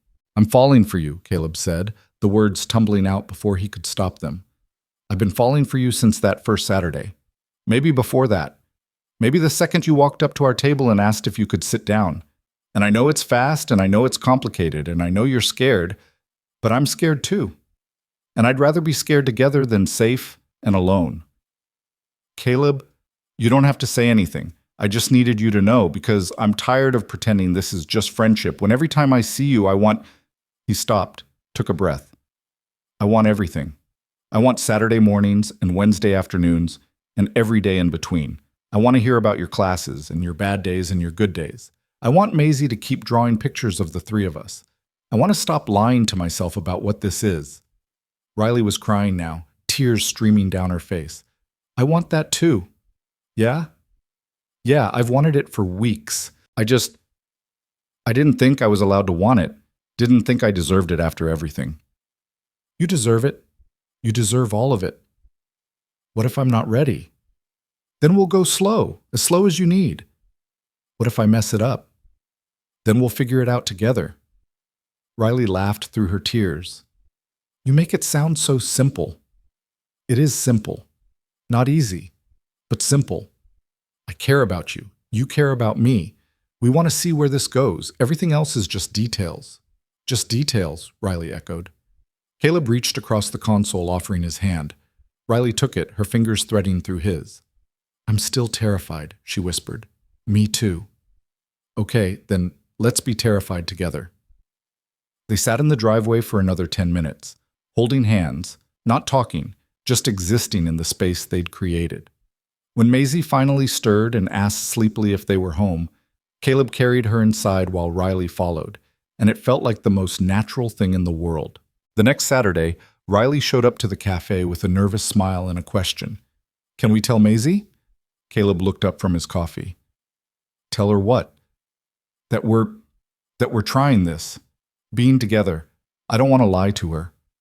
We don't have to tell her right away. We can wait until we're sure. I am sure. Riley's voice was steady. I'm terrified, and I'm sure. Both things can be true. Caleb felt something warm bloom in his chest. Okay, let's tell her. When Maisie arrived, she'd been at a sleepover and was being dropped off directly at the cafe. They sat her down with her chocolate croissant, and Caleb took a breath. Hey, kiddo. Riley and I want to talk to you about something. Maisie looked between them, suddenly serious. Are you in trouble? No, nothing like that. It's good news. At least we think it's good news. Is Riley staying forever? Riley's eyes went wide. How did you... I'm 6, not stupid. Maisie took a bite of croissant, completely unbothered. You look at each other the way Prince Charming looks at Cinderella in my movie, and Daddy smiles more now, and you come to all my stuff, so obviously you're staying. Caleb laughed despite himself. Okay then, yes. Riley and I are going to try being more than friends. Is that okay with you? Maisie considered this with the gravity of someone deciding world peace. Will you still play with me? Always, Riley said immediately. Will you come to my stuff? Every single thing you'll let me come to. Will you make Daddy less sad? Riley's breath caught. I'll try my best. Okay then. You can stay. Maisie went back to her croissant like the matter was settled.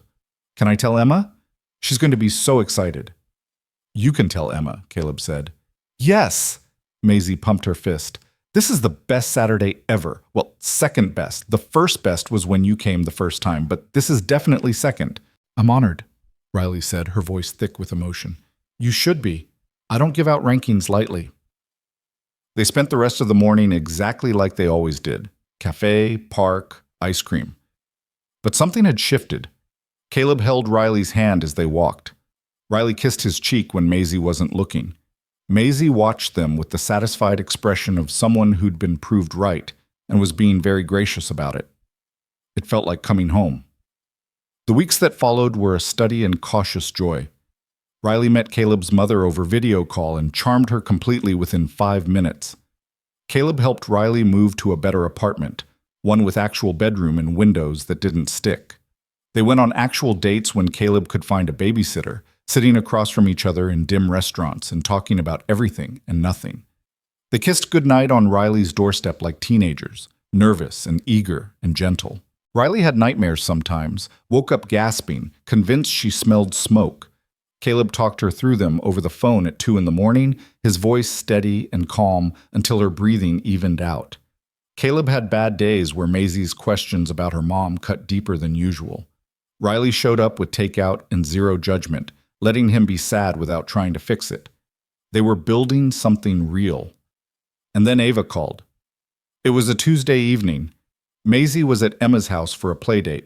Caleb was making dinner, actual dinner, not frozen pizza, when his phone rang with a number he'd deleted but still recognized. Hello? Caleb, it's me. His hand tightened around the phone. Ava. Hi. I know this is unexpected. I was going to call on Maisie's birthday, but I chickened out. And then Christmas, but same thing, so I'm calling now before I lose my nerve again. What do you want? His voice came out harsher than he intended. I want to talk. About Maisie. About everything. I'm back in Portland. Moved back 3 weeks ago. I've been trying to figure out how to tell you. Caleb felt the floor tilt beneath him. You're in Portland. Yeah, I got a job at a gallery downtown, rented an apartment in Hawthorne. I'm trying to get my life together, Caleb. For real this time. And I want to see Maisie, if that's okay with you. If that's okay with me? Caleb set down the knife he'd been using to chop vegetables, afraid he might hurt himself. Ava, you've been gone for 2 years. You missed her 5th birthday, her 6th birthday, her first day of kindergarten, her dance recital, her school play. You've sent exactly 4 cards and called maybe 10 times. And now you're back and you want to see her like nothing happened? I know I messed up. You didn't mess up. You abandoned her. There's a difference. Silence on the other end. Then quietly, you're right, I did. And I'm not going to pretend I can fix that or make up for it. But I'm here now and I want to try. Not to be her mom again. I don't know if I can be that. But to be present, to show up, to let her know I'm sorry. Why now? What changed? I did. I spent 2 years in therapy figuring out why I ran, working through my own stuff. And I realized I was so focused on what I couldn't be that I never considered what I could be. I can't be the mom who does bedtime stories and packed lunches and PTA meetings, but maybe I can be the mom who takes her to art museums and teaches her about color theory and shows up for the big moments. Maybe isn't good enough, Ava. I know, but it's all I have right now. Caleb closed his eyes. I need to think about this. Take all the time you need. I'm not going anywhere this time, I promise. Your promises don't mean much to me anymore. I know, but maybe I can earn that back. Maybe not with you, but with Maisie. They ended the call with Caleb promising to think about it and Ava promising to wait for his decision. Then Caleb sat on his kitchen floor and tried to breathe through the panic rising in his chest. Riley found him there 20 minutes later. She had a key now, had let herself in when he didn't answer her knock. Caleb? What happened? He looked up at her. Ava's back. Riley's face went carefully neutral. Back? Like in Portland back? In Portland back. She wants to see Maisie, be part of her life. She says she's changed. What did you say? That I needed to think about it. Riley sat down beside him on the kitchen floor. What do you want to do? I want to tell her no. I want to protect Maisie from getting hurt again. I want to keep our life exactly the way it is because it's good and it's stable, and bringing Ava back into it feels like inviting chaos. But Maisie deserves to know her mom, even if her mom is imperfect and flaky and might hurt her. Maisie deserves the chance to decide for herself what kind of relationship she wants with Ava. Riley was quiet for a long moment. What if Ava wants you back? Caleb's head snapped up. What? You said she's back in Portland. She's trying to get her life together. What if part of that life includes trying to rebuild your family? That's not, we're divorced, Riley. That chapter is closed. Is it though? Because she's Maisie's mother. She's always going to be connected to your life in some way. And if she's here and present and trying, that's going to change things. It's not going to change how I feel about you. Are you sure? Yes. Caleb took her hands. Riley, I'm sure. Ava and I are done. We were done long before she left. This is about Maisie, not me and Ava. But Maisie's your whole life, so anything that affects Maisie affects you, affects us. You think I should tell Ava no? I think, Riley took a shaky breath. I think you should do what's best for Maisie. Even if what's best for Maisie is having both her parents in her life. Even if that means I'm the complication that makes things harder. You're not a complication. I'm the girlfriend who's been around for 3 months. Ava is her mother. If Ava wants to try again, really try, at being a mom and maybe at being with you, how can I compete with that? This isn't a competition. Isn't it? Riley's voice cracked. Caleb, I've been the person on the outside before. I've been the one who got left behind when family came calling. My aunt chose Emma over maintaining a relationship with me, and she was right to, because Emma needed her more than I did. That's not the same thing. It's exactly the same thing. Maisie needs her mom. If Ava can actually show up and be present, that's huge. That's everything. And I'm not going to be the reason you deny Maisie that chance. Riley, I should go. She stood up, reaching for her crutches. You need space to think about this without worrying about me. I don't want space. I want you here. I know, but I'm giving it to you anyway. Riley kissed his forehead, gentle and sad. Call me when you've decided what you're going to do. I'll support whatever you choose. Riley, wait! But she was already gone, the door clicking shut behind her with terrible finality. Caleb stayed on the kitchen floor until Maisie came home. Then he pulled himself together, plastered on a smile, and asked about her playdate. She chattered happily about the games they'd played and the snacks they'd eaten, and how Emma's new puppy had chewed through her shoe. She asked where Riley was. Caleb said Riley had to go home early. Maisie accepted this without question and went to take a bath. That night, after Maisie was asleep, Caleb sat in his daughter's doorway watching her breathe. Her face was peaceful in sleep, one arm thrown over her head, her favorite stuffed animal tucked under her chin. She looked so small, so vulnerable, so deserving of parents who got their act together. He thought about what Ava had said, about being present, about showing up, about being imperfect, but trying. He thought about what Riley had said, about family coming first, about not being a complication. He thought about Maisie's drawing from the school play, the three of them together, happy and whole. And he made a decision. He called Ava back the next morning. You can see Maisie, he said without preamble. But we do this on my terms. Supervised visits at first. Consistent communication. You don't get to disappear again. One missed visit, one broken promise, and you're done. Maisie's been hurt enough. I understand. Thank you, Caleb. Really. Thank you for giving me this chance. I'm not doing it for you. I'm doing it for her. I know, and that's exactly why you're a good father. They made arrangements. Saturday afternoon, 2 hours at the park. Caleb would be there the whole time. Ava agreed to everything without argument. Then Caleb called Riley. Hey, she answered on the second ring, her voice carefully neutral. Hey, can we talk? Of course. In person? When? Now? 20 minutes later, Riley was on his doorstep. Maisie was at school. The house was quiet. They sat on the couch and Caleb took her hands. I'm letting Ava see Maisie, he said. This Saturday, supervised visit. We're starting slow. Riley nodded. That's good. That's the right thing to do. I'm not getting back together with Ava. Caleb, I need you to hear me. I'm not getting back together with Ava. Whatever we had died a long time ago. We're going to co-parent, assuming she actually follows through this time. But that's it. That's all it will ever be. You don't know that. Things change. Feelings change. Some feelings don't change. Caleb squeezed her hands. The way I feel about you doesn't change just because my ex-wife decided to show up. If anything, it makes me more certain. Because when everything got complicated and scary, my first instinct was to call you. To want you here. That means something. Riley's eyes filled with tears. What if Maisie wants her parents together? Maisie wants her dad to be happy. And you make me happy. She sees that. She told me yesterday that I smile more when you're around. That's what she cares about. But, no buts. Riley, I love you. The words hung in the air between them, huge and terrifying and completely true. I love you, Caleb repeated. I've probably loved you since that first Saturday, but I was too scared to admit it. And I know it's fast, and I know it's complicated, and I know Ava coming back makes everything messier. But I'm done pretending my feelings are smaller than they are. I'm done hiding what I want. I love you, and I want you in my life.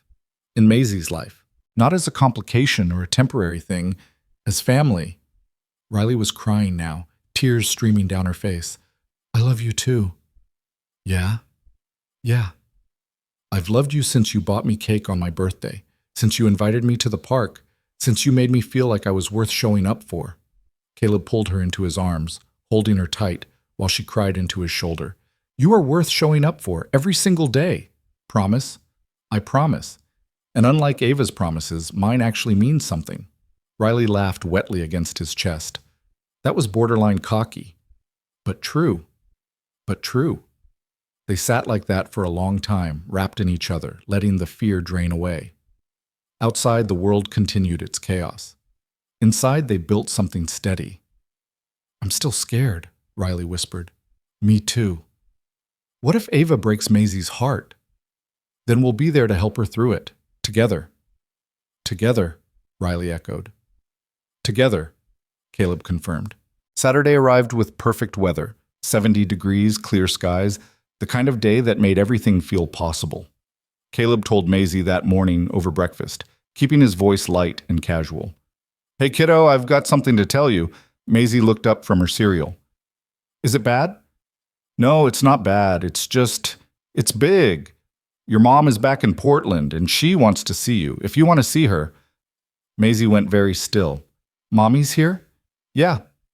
She moved back a few weeks ago. She called and asked if she could spend some time with you. Why? Because she misses you and she wants to try being in your life again. Maisie was quiet for a long moment, processing. Then she asked, Is Riley still my friend? The question caught Caleb off guard. Of course Riley's still your friend. Why would that change? Because if Mommy's back, maybe there's no room for Riley. Caleb's heart broke a little. Maisie, there's always room for Riley. Your mom being here doesn't change how I feel about Riley or how you and Riley are friends, okay? Promise? I promise. Okay? Then I want to see Mommy. They met at the park at 2 o'clock. Ava was already there, sitting on a bench near the playground, her leg bouncing nervously. She looked different, older, tired, but somehow more present than Caleb remembered. She stood when she saw them, her hand lifting in an uncertain wave. Maisie stopped walking. It's okay, Caleb said quietly. We'll go together. They approached slowly. Riley had offered to come, but Caleb had said no. This first meeting should just be family. Riley had understood, but he could see the hurt in her eyes even as she smiled and told him it would be fine. Hi, Maisie, Ava said, her voice shaking. You've gotten so big. Maisie stared at her mother. You left. I did. I'm so sorry, baby. I made a really big mistake. Daddy says mistakes are okay if you learn from them. Did you learn? I'm trying to. That's why I'm here. I want to be better. For you. Are you staying? Yes, I'm not going anywhere this time. You said that before. Ava's face crumpled. You're right. I did, and then I broke my promise. I can't take that back, but I can try to do better now, if you'll let me. Maisie looked at Caleb. He nodded, trying to convey with his eyes that the choice was hers. She turned back to Ava. Okay, but you have to meet Riley, because Riley is important, and if you're going to be here, you have to be nice to her. Riley? Daddy's girlfriend. She's really cool, and she lets me win swing competitions even though she's better than me. Ava's eyes flickered to Caleb, something complicated passing across her face. I'd love to meet Riley. They spent 2 hours at the park. It was awkward and tender and painful and hopeful all at once. Maisie warmed up slowly, telling Ava about school and Emma and her teacher. Ava listened with genuine attention, asking questions, laughing at Maisie's jokes. Caleb watched from a slight distance, ready to intervene if needed, but mostly just bearing witness to his daughter navigating the impossible task of letting her mother back in. When it was time to go, Ava hugged Maisie carefully. Thank you for giving me a chance. You're welcome, but don't mess it up. I won't, I promise. Promises are tricky, Maisie said seriously, but I believe you. They said goodbye, made plans for next weekend. Ava left and Caleb and Maisie sat on a bench watching the sunset. You okay? Caleb asked. I think so. It was weird. Good weird or bad weird? Both weird. She's different, quieter, sadder maybe. Yeah, she is. Do you still love her? The question hit Caleb square in the chest. No, kiddo, I don't. Not the way I used to, but I'll always care about her because she's your mom. But you love Riley. Yes, I love Riley. Good, because I love Riley too, and I think she makes us better. Yeah, Caleb said, pulling Maisie close. I think so too. They went home. Riley was waiting on the porch with takeout and a nervous smile. Maisie ran to her and hugged her tight. You're still here. Of course I'm still here. Where else would I be? I don't know, but I'm glad you're here. Me too, kiddo. Me too. That night, after Maisie was asleep, Riley and Caleb sat on the couch in comfortable silence. His arm was around her shoulders. Her head rested on his chest. The house was quiet and warm and safe. How did it go? Riley asked. Better than I expected. Ava was actually present, engaged. Maisie handled it like a champ. And how do you feel? Relieved, scared, hopeful, all of it at once. That's a lot of feelings. Welcome to my life. Caleb kissed the top of her head. Thank you for being here. Always, Riley said. And Caleb believed her, because some promises were worth keeping, and some people were worth showing up for, and some families were built one brave choice at a time. The weeks that followed established a new rhythm, fragile at first, like testing weight on ice, but gradually solidifying into something that felt almost sustainable. Ava showed up every Saturday at 2 o'clock, never late, never with excuses. She took Maisie to the art museum and taught her about Impressionism. She brought supplies for painting projects that left Caleb's kitchen table covered in dried acrylics he'd still be finding months later. She was gentle and patient and present in ways that surprised everyone, including herself. But Riley grew quieter. Caleb noticed it first on a Wednesday afternoon in late March. They were at their usual cafe, and Riley had barely touched her coffee, her attention drifting to the window every few minutes like she was searching for something she couldn't name. Hey, Caleb said gently. Where'd you go? Riley blinked and focused on him. Sorry, I'm here. Your body's here. Your brain is somewhere else. Just thinking. About? Riley was quiet for a long moment. Then she said, Ava asked to meet me. Caleb set down his coffee carefully. When? Yesterday. She called me. Said she got my number from Maisie's school emergency contact list, which is kind of creepy now that I say it out loud, and asked if I'd have coffee with her. Just the two of us. What did you say? I said yes. We're meeting tomorrow.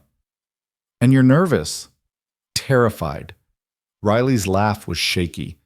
What does the ex-wife want with the girlfriend? Nothing good, right?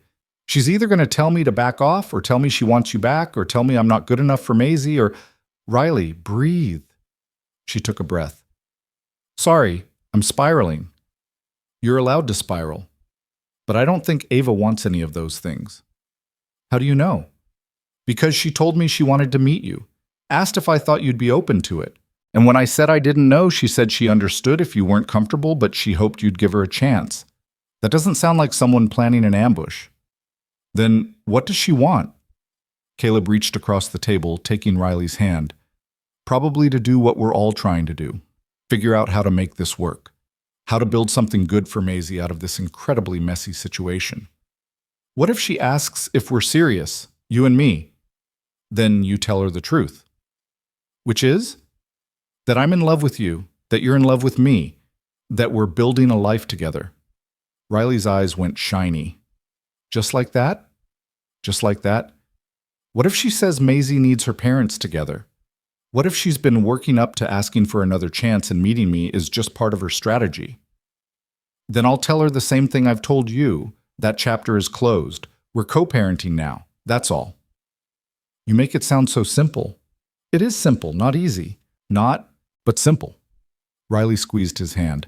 Okay, I'll meet her. But if she tries to make me feel like I'm in the way, I'm leaving. Fair enough. The next day, Riley texted Caleb at 2:15. She's 10 minutes late. I'm giving her 5 more minutes, and then I'm gone. At 2:18. She's here. She brought flowers? Is that weird? That's weird, right? At 2:20. Okay, she's actually really nice, and I hate that I don't hate her. At 3:30. We're still talking. I'll call you later.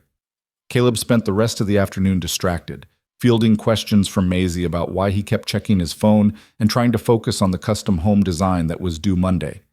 By the time Riley finally called at 6, he'd redrawn the same staircase 4 times and was contemplating driving to the cafe to make sure she was actually okay.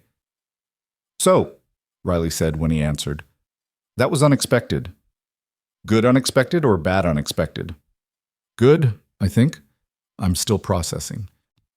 He heard the sound of a door closing, the familiar creak of Riley's apartment. Ava's not what I expected. What did you expect? I don't know, someone polished and put together, someone who had her life figured out, someone who'd make me feel small and inadequate just by existing. And instead? Instead, she's just She's just a person who made some really terrible choices and is trying to figure out how to live with them. She cried, Caleb. Actually cried. Told me she was grateful I was in Maisie's life. That she could see how much you and Maisie loved me, and that made her feel less guilty about leaving because at least Maisie had someone. Caleb felt his throat tighten. What did you say? I said I love Maisie too, and you, and that I'm not trying to replace her, I'm just trying to be present. And she said that's all she wants too, to be present without erasing what came before or what exists now. That's good. That's really good, Riley. She also told me she's not trying to get you back. I know.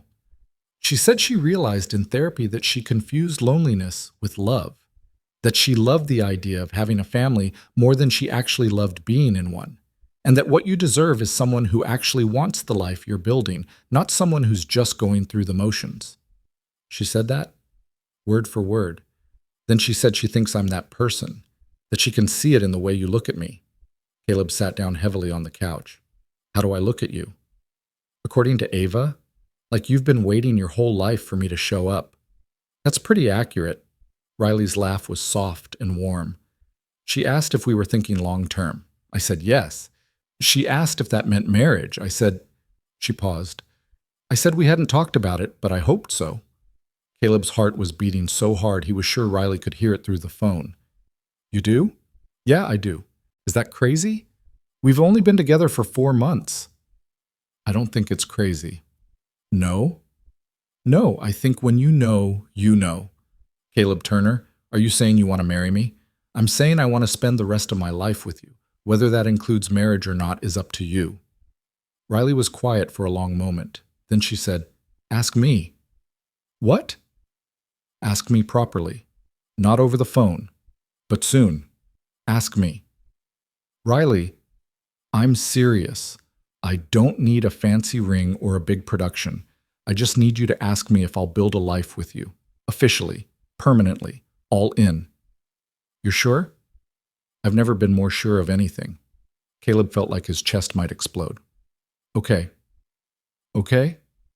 Okay. I'll ask you. Soon. Good. They talked for another hour about nothing important. Riley's classes, Maisie's upcoming field trip, the community center design that Caleb had finally worked up the courage to show his boss. When they finally hung up, Caleb sat in the dark living room thinking about rings and proposals and how quickly life could change when you were brave enough to let it. He asked her 3 weeks later, not at a fancy restaurant or on a beach at sunset. He asked her at the cafe where they'd met on a Saturday morning with Maisie, sitting between them eating her chocolate croissant and chattering about her upcoming dance recital. Hey, Maisie, Caleb said, his heart pounding. Can you do me a favor? Depends on the favor. I need you to go ask the barista if they have any candles. Maisie frowned. Why? Because I'm going to ask Riley to marry us, and I think we should have a candle. Maisie's eyes went wide. Her mouth dropped open. Then she shrieked, an actual shriek that made everyone in the cafe turn and stare, and launched herself at Riley. You're going to be my real family, forever family, not going away family. Riley caught her, laughing and crying at the same time. I'm already your family, kiddo. But now it's official. Now Daddy's asking. He hasn't asked yet, Riley pointed out, her eyes finding Caleb's. Right, candle first. Maisie scrambled down and ran to the counter, nearly knocking over 2 chairs in her excitement. Caleb moved his chair closer to Riley's, took her hands, looked into her hazel eyes that had been sad and guarded that first day and were now bright with joy and love and possibility. I had a whole speech planned, he said. Something about how you walked into this cafe looking for ghosts and found family instead. About how you made Maisie believe in second chances and made me believe in first loves. About how every day with you feels like coming home. That's a pretty good speech.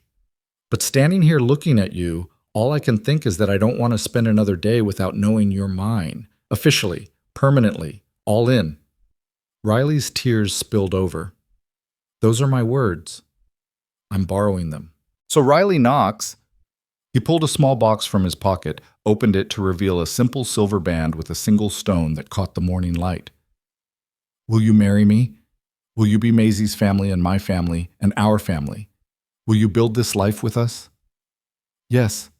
Riley's voice broke. Yes, absolutely yes. Caleb slid the ring onto her finger just as Maisie came running back with the barista in tow, carrying an entire birthday cake with lit candles.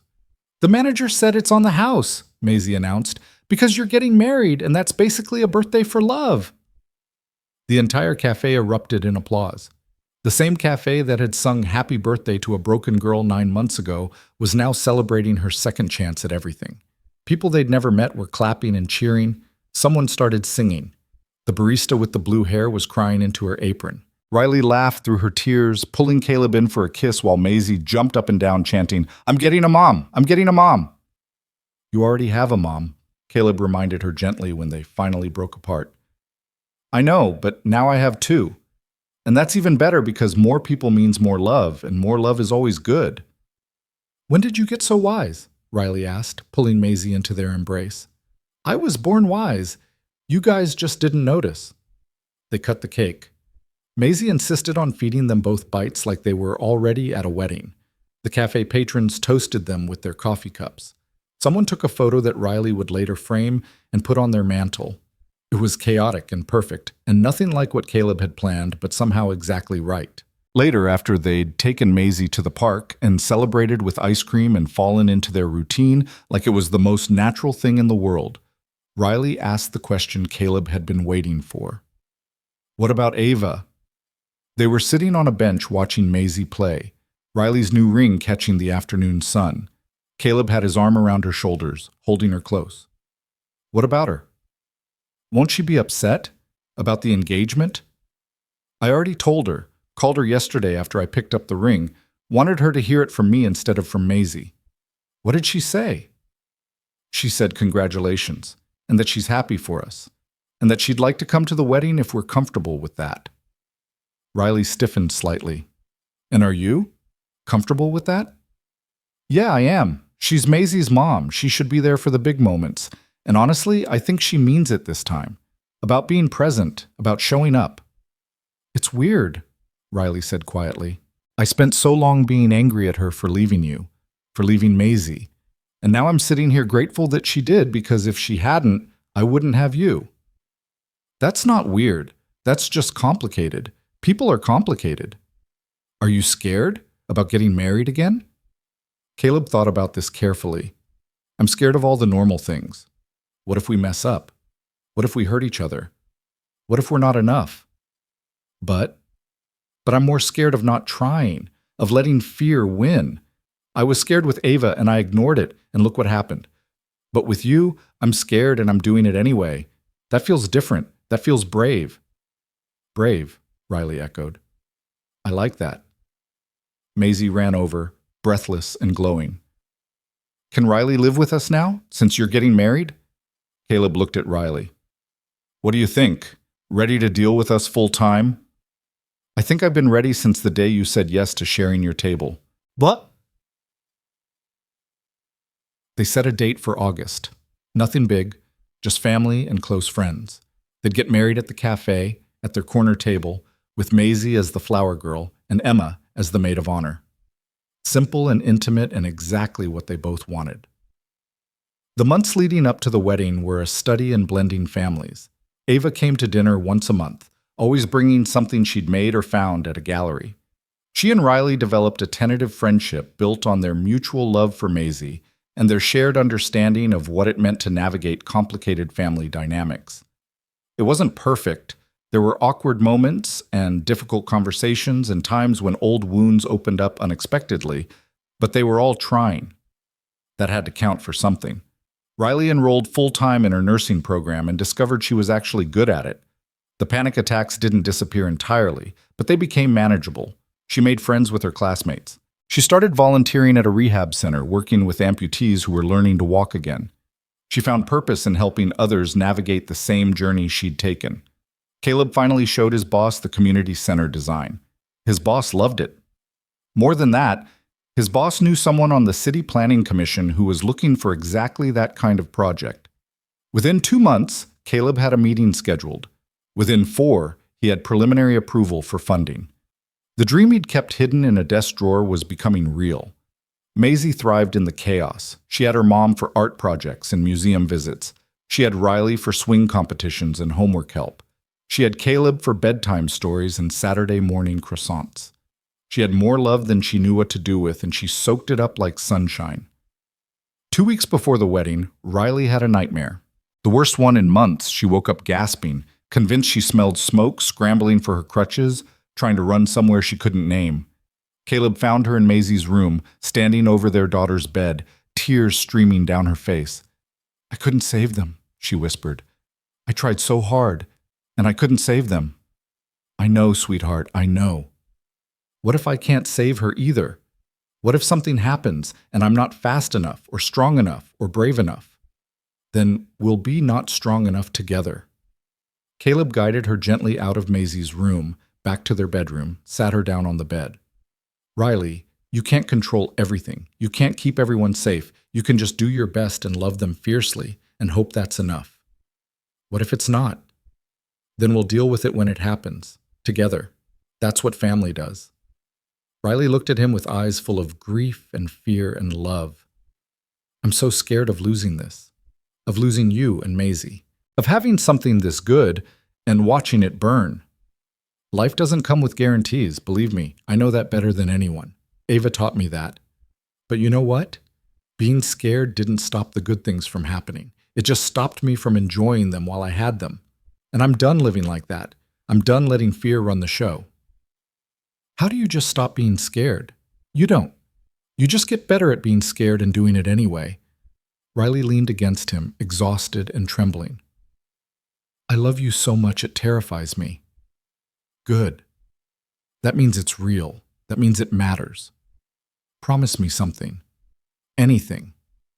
Promise me that if something happens, if there's ever a fire or an accident or anything, you'll get Maisie out first. You won't try to be a hero, you'll just save her." "Riley, promise me, Caleb. I need to hear you say it." He understood then what she was really asking. She was asking for permission to forgive herself, for someone to tell her that the choice she'd made, saving Emma first, was the right one, that it was okay to prioritize the child, that she wasn't a failure for not saving everyone. "I promise," he said firmly. "If something happens, Maisie comes first, always." Riley's sob was relief and grief tangled together. She clung to him and cried the kind of tears that needed to come out. Cried for her parents and for Emma and for the girl she used to be before the fire.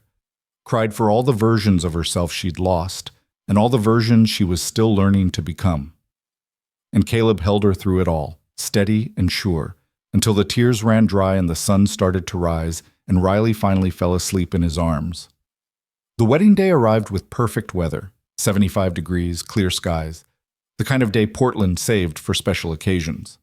They'd kept it small, just 20 people crammed into the cafe that had closed for a private event. Maisie wore a purple dress with sparkles and held a basket of flower petals she was supposed to scatter, but mostly just threw at people. Emma stood beside Riley in a yellow sundress. Ava sat in the second row next to Caleb's mother, both of them crying before the ceremony even started. The officiant was the barista with blue hair who'd served them that very first day. They'd asked her on a whim and she'd said yes immediately, gotten ordained online, and taken her job as seriously as if she'd been doing it for years. "We're gathered here today," she began, her voice steady and warm, "in this cafe where two people met by chance and became family by choice. Where a simple question, 'Can I share this table?' turned into a lifetime commitment." Caleb looked at Riley standing across from him in a simple white dress that made her look like she was glowing from within. Her hair was loose, falling in soft waves past her shoulders. Her hazel eyes were bright with tears and joy. She was the most beautiful thing he'd ever seen. "Riley Knox came to this cafe looking for ghosts," the barista continued, "and Caleb Turner came here looking for chocolate croissants. Neither of them knew they were actually looking for each other." Maisie giggled. Someone in the audience laughed softly. But that's how the best love stories start, with people who aren't looking finding exactly what they need. Now Caleb and Riley have written their own vows because apparently my script wasn't good enough. "Your script was perfect," Riley assured her. "We just wanted to add some things." "Fair enough. Caleb, you're up." Caleb took Riley's hands, took a breath, and spoke from his heart. "Riley, You walked into my life on a day when I thought I had everything figured out. I had my routine, my Saturday mornings with Maisie, my carefully controlled life. And then you asked to share our table and everything changed. You taught me that being scared doesn't mean being broken, that grief and joy can exist in the same space, that family isn't always blood. Sometimes it's choosing each other over and over again. You make me want to be braver. You make Maisie believe in second chances. You make our house feel like a home. I promise to always say yes when you need a table, to show up even when it's hard, to love you fiercely and gently and completely for the rest of my life. Riley was crying now, not even trying to hide it. She squeezed his hands and took her turn. Caleb, I came to this cafe expecting nothing. I came here to sit with my grief, to remember what I'd lost, to mark another year of surviving instead of living. And then you saw me, really saw me. Not my leg or my sadness or my brokenness. You just saw a person who needed a seat and you made room.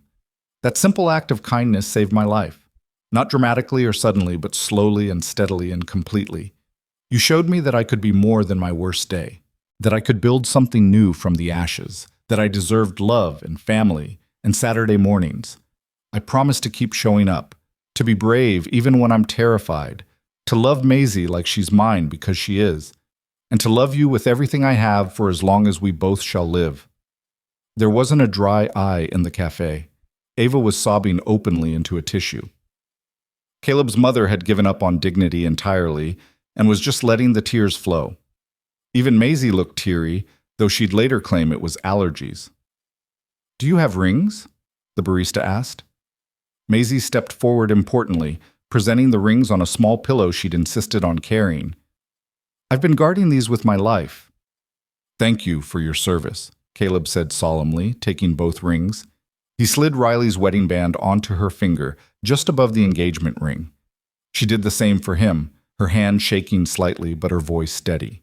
"By the power vested in me by the internet and the state of Oregon," the barista announced, "I now pronounce you married. Kiss already so we can eat cake." Caleb pulled Riley close and kissed her like they were the only two people in the world. The cafe erupted in applause and cheers. Maisie threw her remaining flower petals straight up in the air, creating an impromptu confetti moment. Someone popped a bottle of champagne.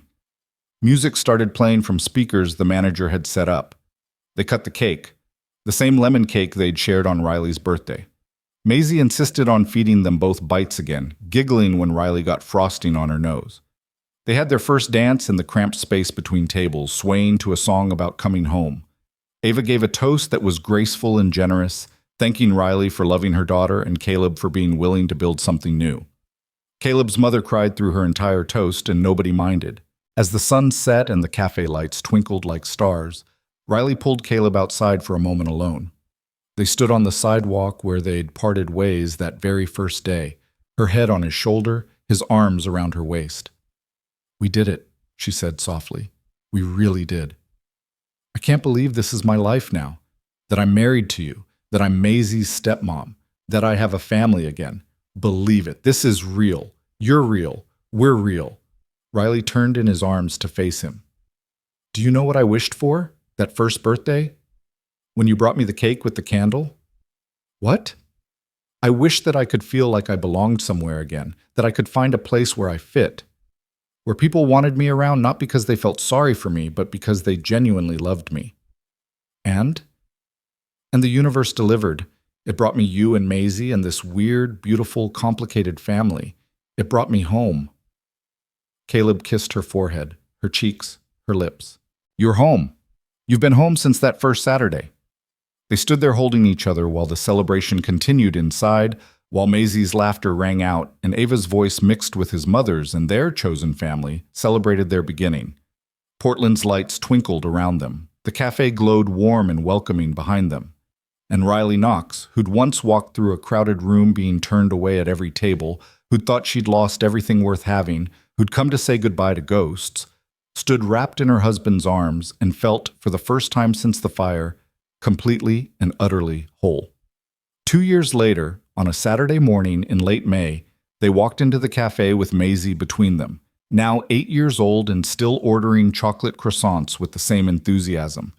But this time, Riley carried something extra, Someone extra.